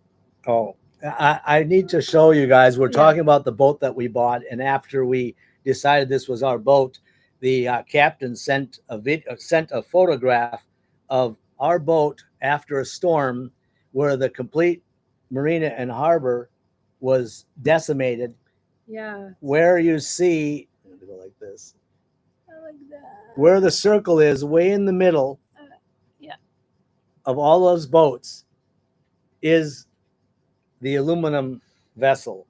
And when we hauled the boat out, it had a big dent on one side, and I had the hull surveyed, and the dent was in between 2 stringers, because the boat is every, I think it's around every 20 millimeters, whatever it is, there's a stringer. And in between the 2 stringers where the dent was, and that was that it had hit a steel dock. The dock put a dent in the boat. The dock broke, and the boat was sitting on top of the concrete steel dock, but nothing had happened to it. That's why this is our boat. We did get Victron. I got the Victron installed. I did the wiring. I put some solar panels up temporarily, so at least the boat is able to run on sun power. No generators. The 2 alternators now run the batteries as well if you have to be running the engine. So we will go more into depth on the boat. We're going to have a split channel coming up. we're going to be still sailing and enjoying Thailand and working with the Sail in Thailand Yacht Charter Company, building their adventures, upgrading their boats, and then we're going to be upgrading the Tiger boat, which will be Dawn Hunter 2. Oh, that's a good question. Do you miss the monohull? Craig asking. And also somebody asked what happened with the owners of the Dawn Hunter now, of the Dawn Hunter 1. That was a question. And how, if we're in touch with them, where's the boat right now? So we can answer all of that together. All right. Do we miss a monohull? I'm going to start out with the comedian. No. No, we don't. I don't. You know, in all fairness, we had a motor sailor. It really wasn't a sailboat and it wasn't a motorboat. It was a motor sailor. And when I say that, is that the boat did not sail very well. The sails were for stability. We had to motor a lot of times where we went, and the sail was also as an emergency. So it served the purpose well. But we hit a lot of rolling seas, and because the boat was built with a very shallow draft, it only had a 4-foot 7-inch draft because it was built for the Bahamas. So if you got into the ocean and into the Gulf Stream with the wrong wind, the boat aggressively rolled, so you had to have your sails up for stability. Getting on a catamaran and being a non-experienced sailor.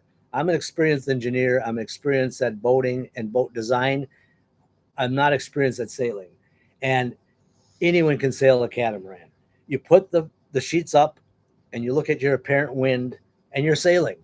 A monohull, you have a lot of work. You have to really understand what you're doing. And you can learn it. Anyone can learn how to sail.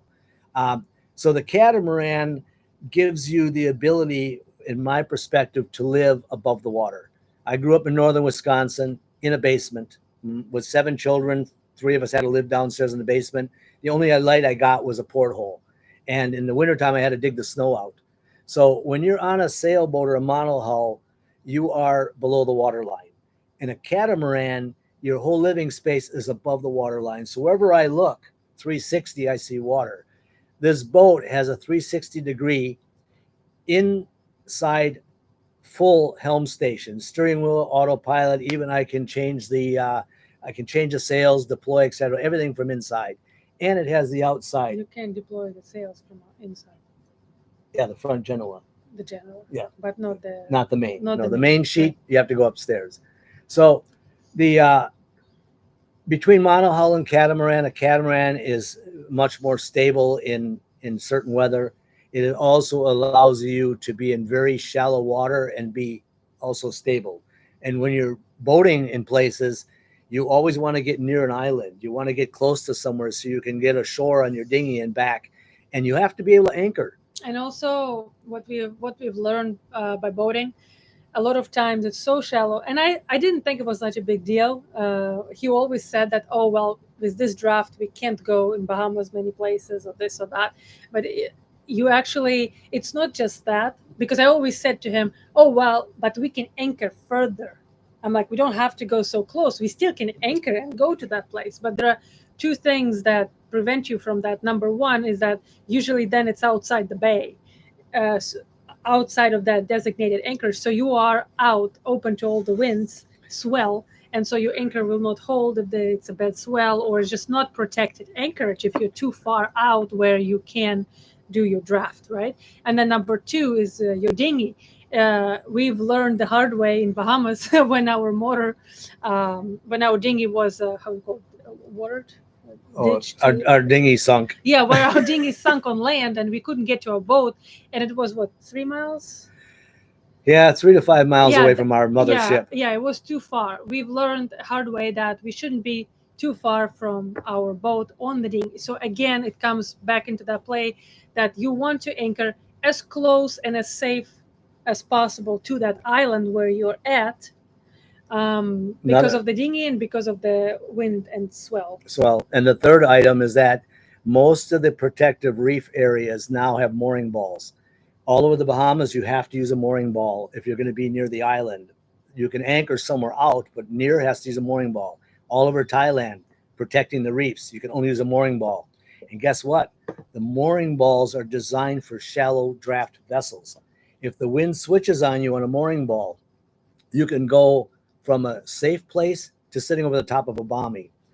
A bommy is a big ass rock, and you could swing 90 degrees and be sitting over the top of that. So the mooring balls are strategically placed where people dive, where they are close to the island. So you must have a shallow draft vessel to be on mooring balls in the Bahamas and in Asia. So you're not going to have a shallow draft aluminum monohull, steel monohull, or fiberglass monohull. So those boats have to anchor quite a ways out. Now suddenly a blow comes. So to answer the question, a catamaran gives you a mix of multiple worlds. Easy to sail. It has a very shallow draft.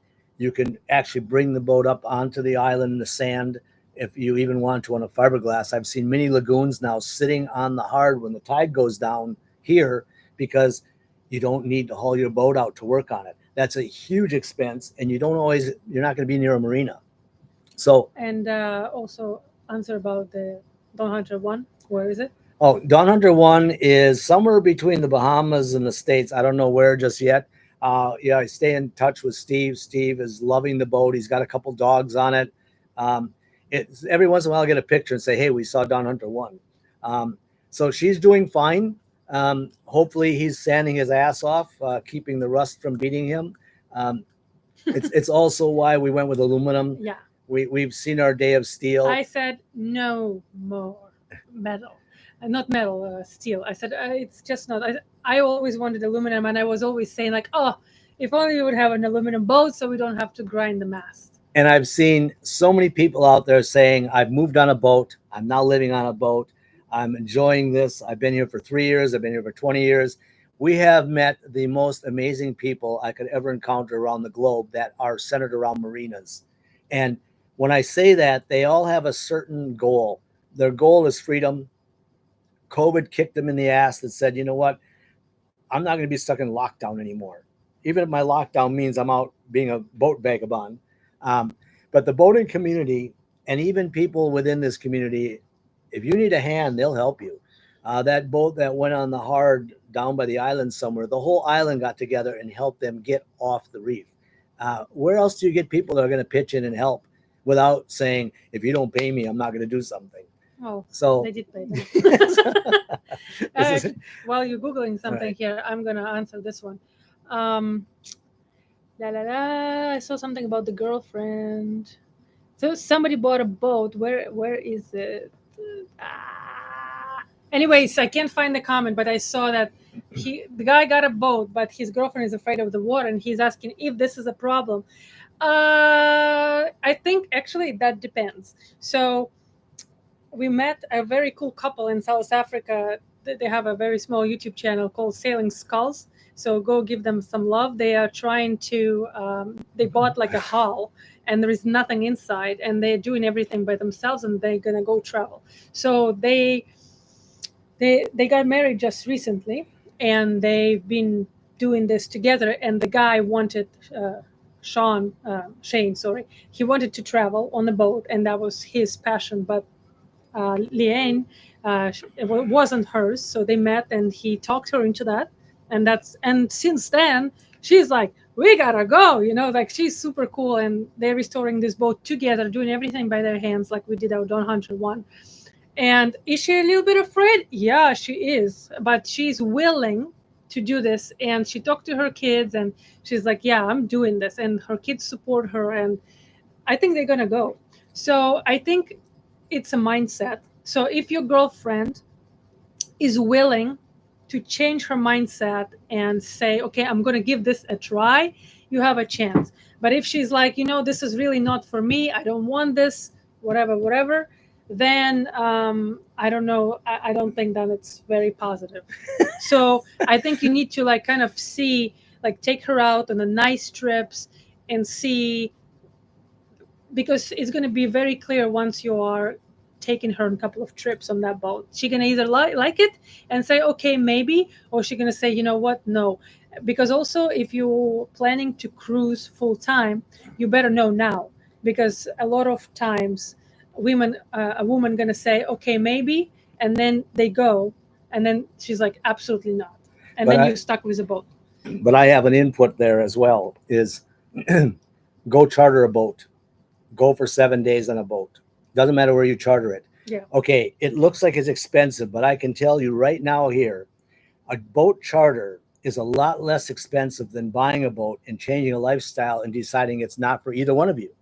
You don't have to be loving water, but if you charter the boat, you're going to have 7 days together. You're going to learn about the boat. You're going to learn what it's like to cook your own food, what it's like to take a dinghy. So I am a high advocate, not just because now we're marketing a charter company, but a charter is your way to test the water.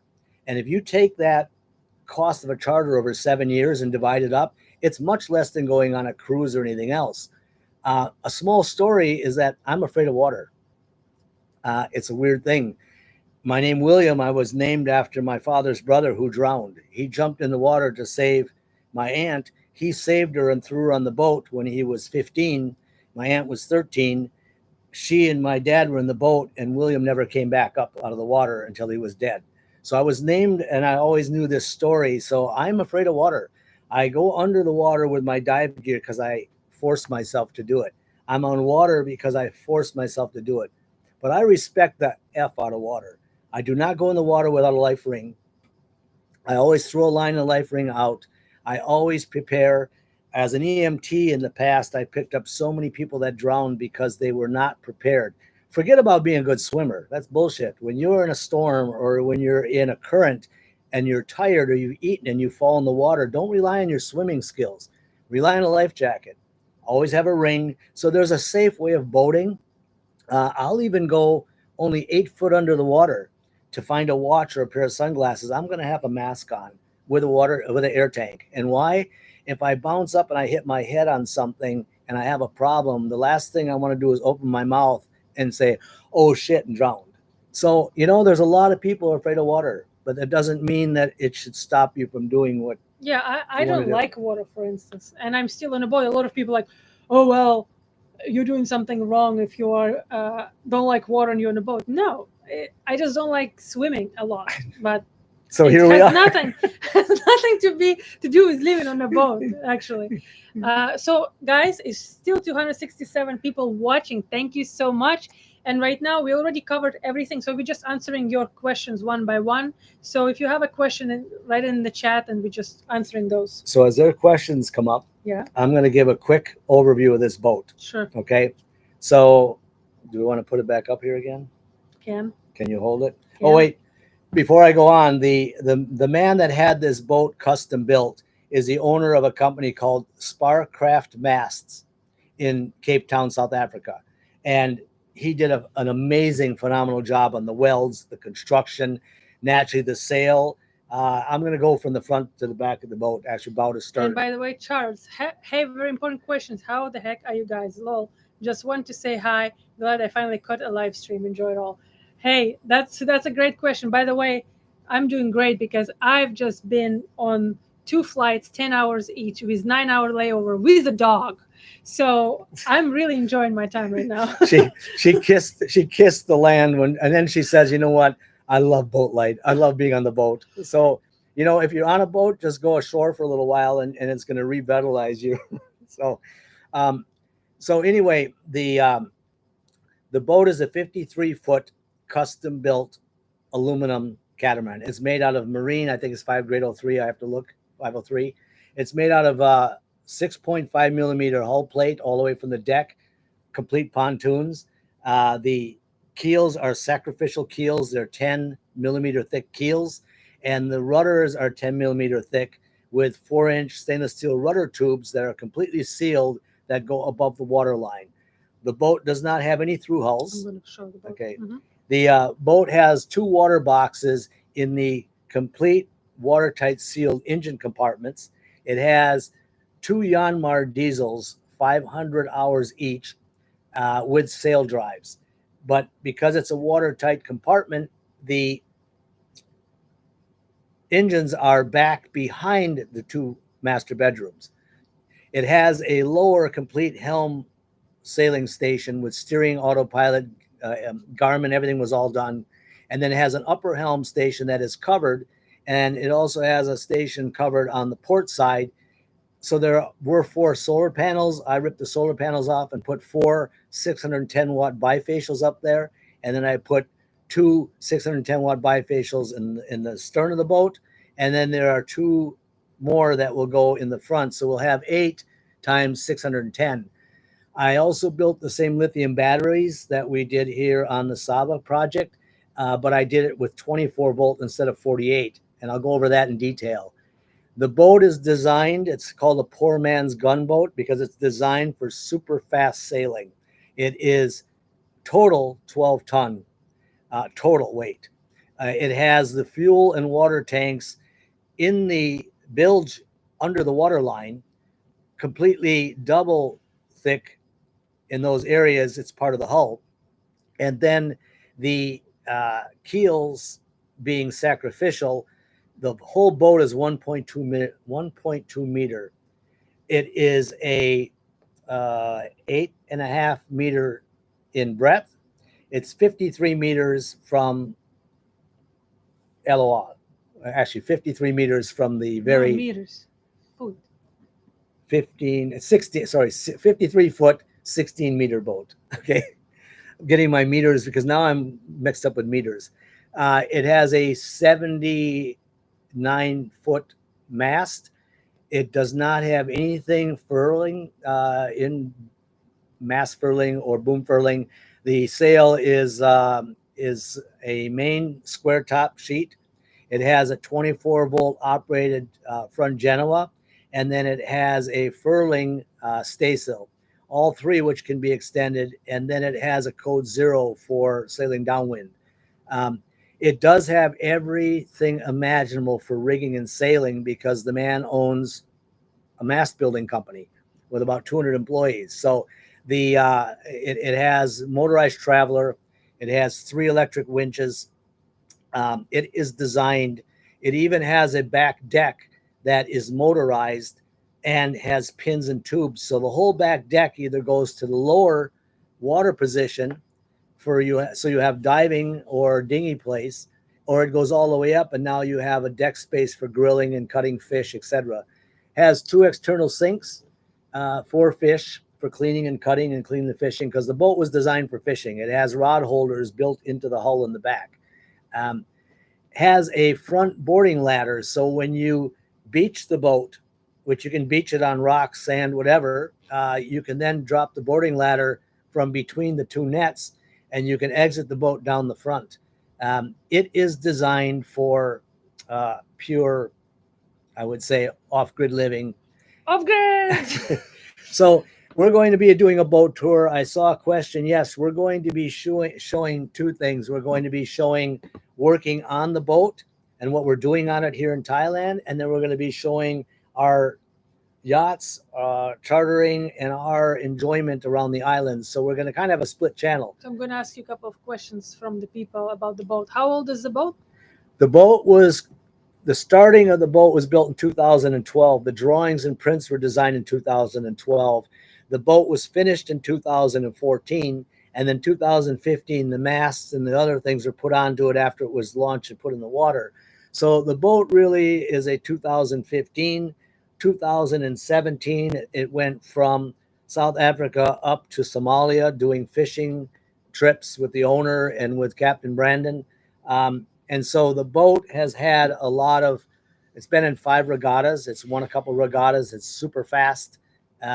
So essentially the boat has 500 hours. It's a 2015 / 2017. With no through holes, does that mean no water maker from Fraser Dowell? No, actually what's interesting is that all of the water maker and all of the items go through the sealed bulkhead with a fitting on each side. So the water is only taken from the engine room, and there are 2 water boxes, which means there's a tube that goes above the water height. You can uncap and open the tube and clean it if you need to. And from there comes the water for the engine, comes the water for the water maker. It's a 24 volt water maker. It's a DC motor, 24 volt with a high pressure pump. And it makes about, well, the water tanks are 250 liter on a port, 250 liter on the stern, on the starboard. 250 liter fuel on port, 250 liter on starboard, and crossovers. You So- can tell he studied the boat quite a bit. I would never go to a 48 volt system, and I will go into that in technical detail if you want to send me a private message. We had a 48 volt on Saba. It's now back to I need 1224. to read the question. Nobody knows what you're talking about. Oh, sorry. I'm babbling here about technical. I'm so pumped about aluminum boat. Yeah, he's answering serious question. Why would switch to a 24 DC system instead of 48 DC system? Wouldn't the DC converter be lighter to run the 24 volt motor than bigger AWG from the lower voltage? Yeah, the after 3 years of 48, 24, and 12, I settled in on 24. And the major reason why is traveling around the globe, you can find a 24 volt bilge pump. You can find a 24 volt water pump. You can find anything 24. All the Garmin Ray Marine is designed to run from 11.5 volts to 32 volts. So all the autopilots, everything is designed around 24. When you have 48, you have to bring that voltage from the solar panels, charge a 48 bank, and then you have to DC to DC convert it down to the 24. The savings of the wire means that you lose redundancy. I'm designing a battery system, which I will also post, and it's 3 24 volt banks that are independent. If you lose one bank, you can switch over to the other, because solar and lithium, when the lithium goes to sleep, it's dead, blackout. Nothing works. It happened to our boat on the way up from Durban. They went black. They lost everything. And only when the sun came out did the batteries come back alive, because there was a problem with the two alternators. Summary is I'll go into detail why 48 is beautiful for off-grid homes. It's beautiful for off-grid living, but it's not optimum for a boat, because you're going to convert everything, even 24 volt air conditioners. And then there was also a question prior. Would you ever go to a full electric boat? I have been researching, and I think what I've been seeing is the hybrid is the best of all worlds. If the electric isn't working, you can still run your diesel. It's a pass-through system, so when your diesels are running, you can charge. If the props are spinning, right now the unit doesn't exist for sail drive, but you can have one master volt sail drive electric, and you can have one that is diesel. You can have a diesel generator. I've been studying this now, I guess, for about 15 years. I would love to have electric, but to be honest, when you have a boat that can sail and you're in winds and you're not in a hurry, you can rely on the wind. Yesterday, when I watched the winds, they had 2 AGMs meltdown. They lost all power on their boat. They were able to raise the sails and make a little headway. They got a spare battery and got running again. So, when you're living on the boat, the diesel, maybe with hybrid, would be interesting, but I'm still sold that anyone and I can work on a diesel engine. I can put a can of gas there of diesel fuel, run a line in it, and I can get that diesel running without any electronics. If you get hit with lightning on a boat, guess what? You have nothing, but you can get that old tractor motor running and at least get going. So I'm not sold yet. I love electric. Our dinghy's electric, but I'm not sold on electric boat yet. Question from Steven. Would you ever start out in a boat that's older than 20 years? To be honest with you, Maybe answer shorter so we can okay, cover more if you're questions. handy, I don't care what year the boat is. If it's got good bones, go for it, because half of what I love doing is fixing shit. Yeah, so maybe don't start So with a boat older than 20 years if you like- don't want to fix it all. If you're still working and you like fixing things and you want to be your way, forget about the age of the boat. Just make sure it's good and solid and do it your way. It's a great way to have a hobby and have an end game that you can leave with it. Yeah, but if you want to go now, travel, then probably don't, because the boat will need a refit of some sort. Yeah. What? So the answer is make sure the boat's in good condition, and then you decide whether you want to spend a whole lot of time on the boat getting it fixed. Okay, that was another question. How do we handle medical emergencies on board? I already answered that one, so I'll be quick. So we do have a emergency rescue helicopter, which the question remains active, how they actually gonna do that here in Thailand. Supposedly they will. Uh, we have also insurance, international, and then we hope that there's going to be no emergencies, because for real, like when you're on the boat, nobody going to be saving you. We probably will have to put the dinghy down and go somewhere like to a clinic, and then hopefully they're going to do like stabilize in that clinic here on an island somewhere, and then maybe that somebody gonna take you on a speedboat to the real hospital. That would be my guess. As a as an ex-paramedic, take first aid courses, both of you. Learn how to do CPR. No, that was Both just a of you. question to us. Right. But I'm just saying, Yeah. I know CPR. We are our own medics. By the time you get somewhere, so have a good first aid kit. We have that. We have the ability to take care of each other, an emergency. But healthcare needs to be wherever you're sailing, and that's the other reason why we picked Yes, Thailand. yeah, I disagree with you, because if you have a bad emergency, yeah, you can stabilize a person on the boat, but you need to get somewhere. You can't be. She's gonna wait for the helicopter. No, but you can't be on board. You have to put the dinghy down Oh. and take the person ashore. Oh yeah, period. absolutely. Your health care needs to be where you're living.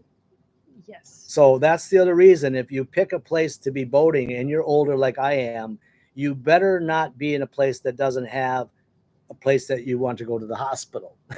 Because you have to pick the hospitals. Luckily, Anna does all that. She says, "Here's a great place. Here's the hospitals." You know, I'll also tell you that when we do arrive in the new country, the first thing I do, I look at all the hospitals, I save them, I save their phone numbers, I save the police numbers, I see where I can call or whom I can call on the radio if something does happen, because things happen in the worst possible moments, which usually is at night.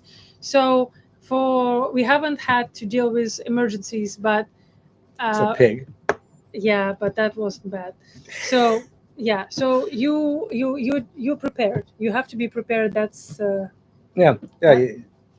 and then there was a question. I don't see it. So you say it. Oh. I don't see. Don't know Okay. what you're saying. Will you be making a new dinghy for your new boat? Is it going to be manual or hydraulic winches? We learned a very hard lesson. We had an amazing dinghy. We get to the boat, horrible swells, boats bouncing up and down, dinghy smashing into it. We get the dinghy halfway up and the hydraulics stop working. Now the boat's slamming into our boat. We couldn't get it up. We couldn't lower it down. We could only cut it loose. So I've designed a dinghy davit system that is dual. It's using an electric winch to raise it up, but we can also use the electric winch and a halyard. So in the event of an emergency, we can raise it with a halyard. So I'll also go into that. I drew it up and had a laser cut in South Africa, had it welded there, and then here we'll be finishing it. Capuchao said, with your new deck, you can park the dinghy right on it and raise it up. You can, correct. But we've also realized that on seas that are following, when you've got a 5 or 6 meter sea, the last thing you want to do is have your dinghy get a greenie over the top and fill it. So you have to have that going higher up. So the dinghy davit system we have right now raised it high enough so I can still see from the lower helm 360 degrees around us. You don't want a dinghy blocking your vision. Question from Craig: how long your anodes last? Very interesting. The boat had been in the water for 2.5 years. It had been. Which boat? So the Tiger. The new boat. The new boat, Tiger, which is going to be Dawn Hunter, the aluminum one, had been in the water for 2.5 years. It had been sailing for 2.5 years. So for 4 years, it hadn't been out. When we raised it up, the anodes are about 4 inches thick and about maybe 8 inches by 10 inches. Maybe 1/8 of an inch was gone. And I started researching. What I realized is that this boat does not have a shore power plug. There's nowhere to plug it in. It has solar that charges the batteries. And then when the batteries get a little low, you turn the engine on, port or starboard, and the alternator charges them. But solar runs the whole boat. It doesn't have a shore power. And if you don't have shore power, you're not getting stray currents from the boats around you. You're not connecting your boat to a ground. So the key is cut that shore power cord off. And now you're not going to have this galvanic issue but the boat was built correct, that anywhere there's a bolt, it's either plastic, fiberglass, or there's an isolator on each side of it.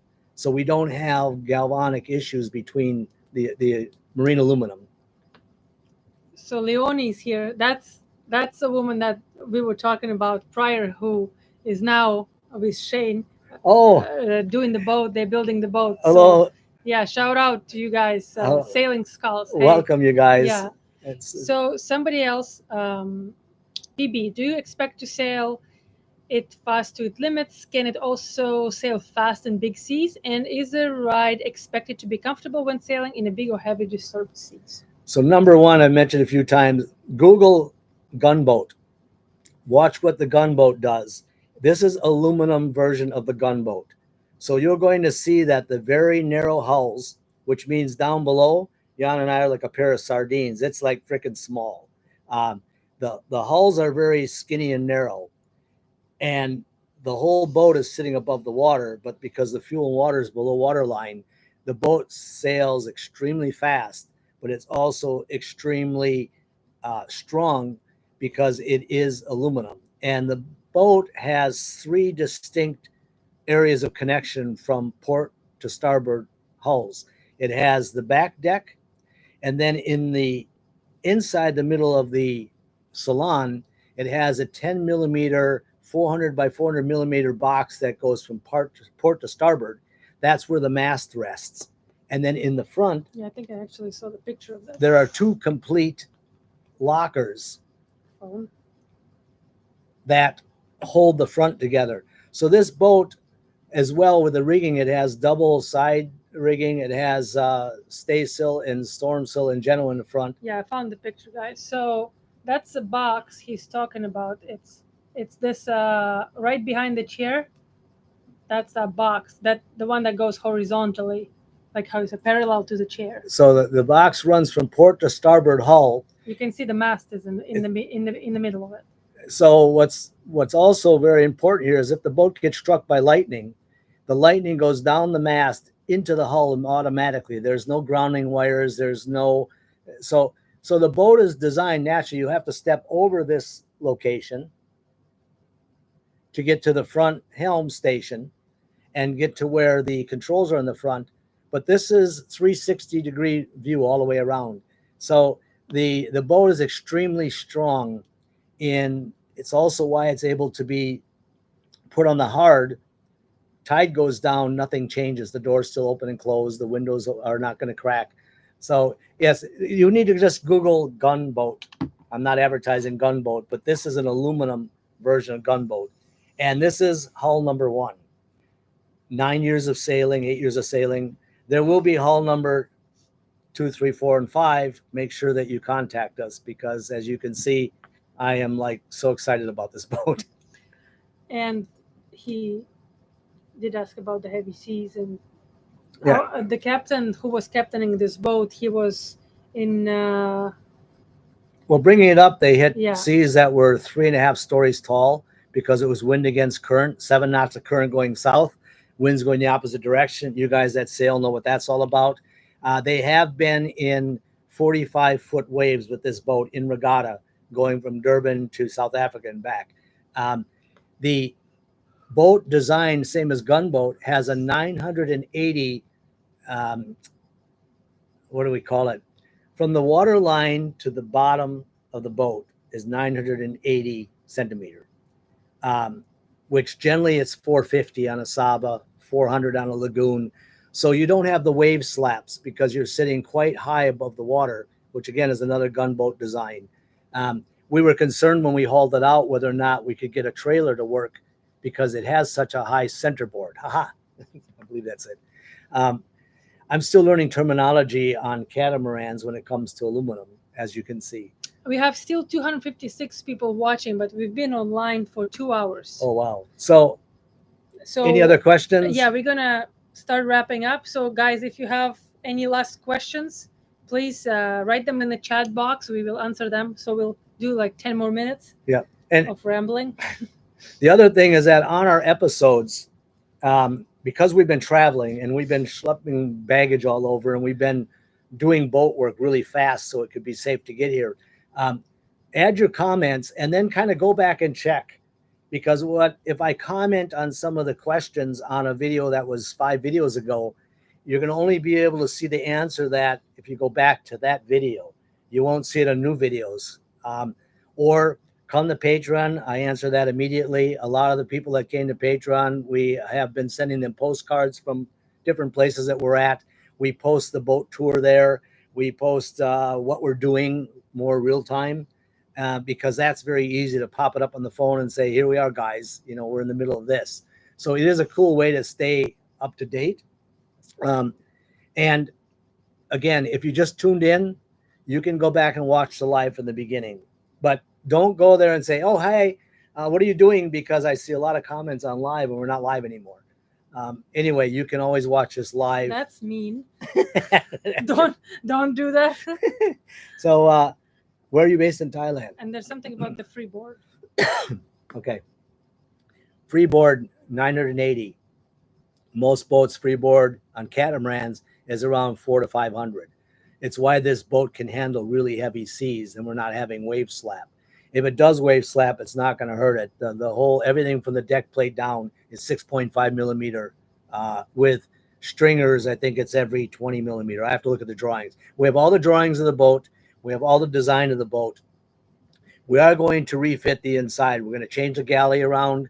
We're going to change the bedroom bathrooms around, make a tool room with a 6 dogleg door to the front. So we're going to do some things inside. I don't know about some tool room. It's a dog room. Dog room. Well, yeah, dog room near side. So yeah, we're going to be doing some work on the boat. We are going to enjoy this season because we're always sailing off season.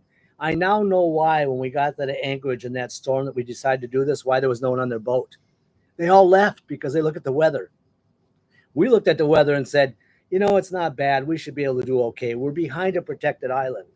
And what we've learned is just because you're behind a protected island doesn't mean when the winds are at 70 knots, they're not going to come over the top of the mountain and drop back down again.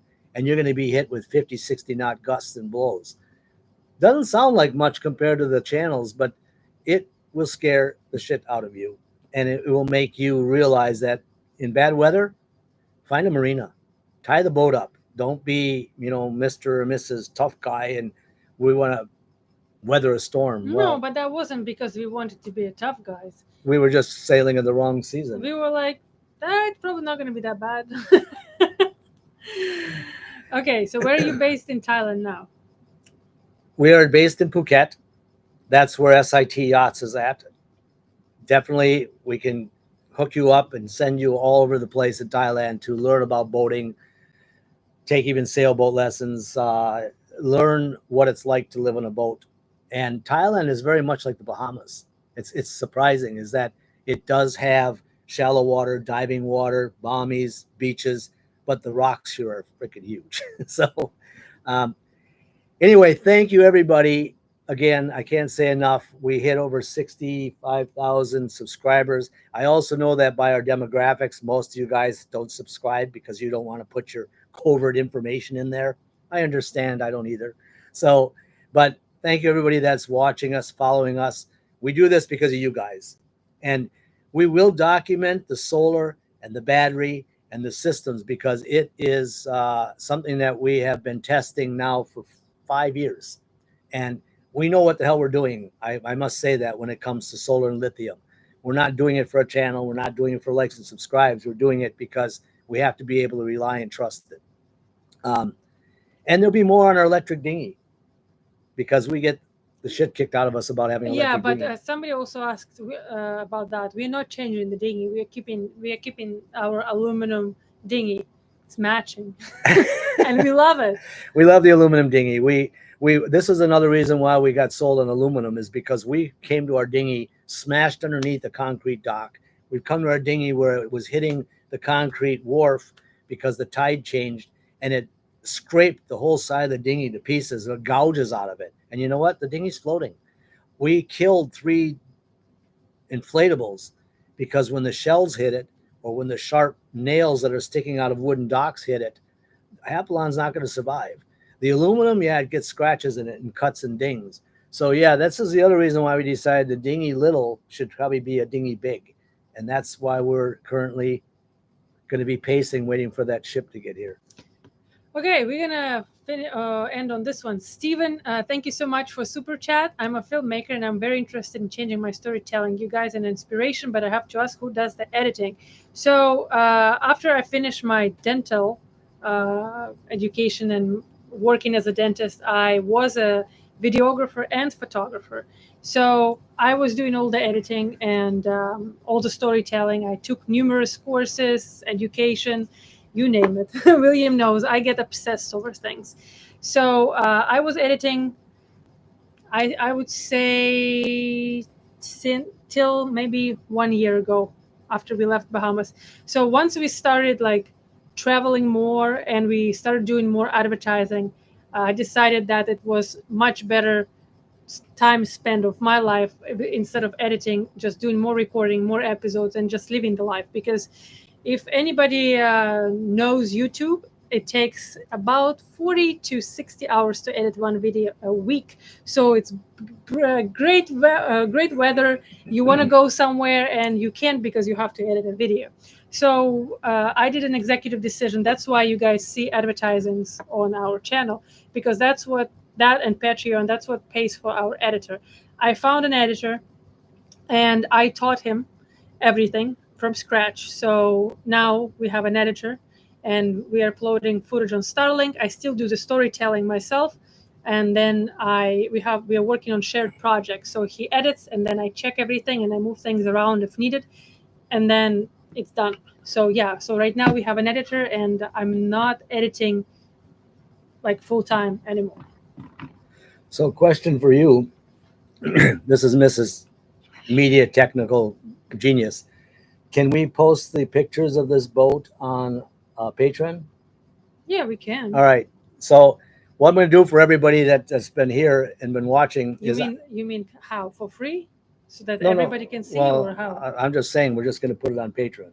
Okay. So if you go to Patreon, we're going to post all the photos of this boat. And that way you can kind of get an overview of what's going on. I also has photos of the battery. The battery builds the solar. So from a picture standpoint, you can start following. We'll start a storyboard there. And then in oncoming episodes, we'll start talking about some of those things. Yeah, I think actually next episode, Saturday, is going to be about the new boat and us traveling and all of that. Okay, perfect. So those of you also that have joined, let me get, our first mate. I'm now the captain. This is the admiral. Our first mate has the life. I want to have his life. We have a first mate on board, and he's going to be traveling with us wherever we go. Who's the first mate? Let me get him up. Who told you he's first mate? Give me a little he just been promoted to how you say, who's over the admiral? So this is first mate. First mate Raven. He does have eyes. He's under there somewhere. There. So this is our first mate. I don't think he agrees about the first mate. We decided that there's no more children. Come here, little guy. Shout out to both of our daughters. Shout out to our family and friends around the globe. Happy Veterans Day again to everyone. Shout out to my father, who's 93, and to Yana's parents around the globe. And those dog lovers out there, I said never in my life would I marry again. Never in my life would I have a dog. I decided to stop saying never. So, again, thank you everybody for watching. Hit that like button and hit subscribe. So, yeah. And that was so much fun talking to you guys. Yes. And Mrs. Obsession now is taking police dog canine training courses, and she has trained this. Hey, he's a guard dog. This little guy does hand commands. Right now we are transitioning him to voice commands right now. So he does know the hand commands. I'll show you guys in the video. As my new friend Johan said, he said the most powerful poison comes in a very small package. So that's our onboard poison. Yep. All right. Thank you, everybody. Great to see you. Put that like button on the video, please. And we see you next Saturday. Yeah, hopefully. All right. All right, bye, guys. Bye. It was nice talking to you.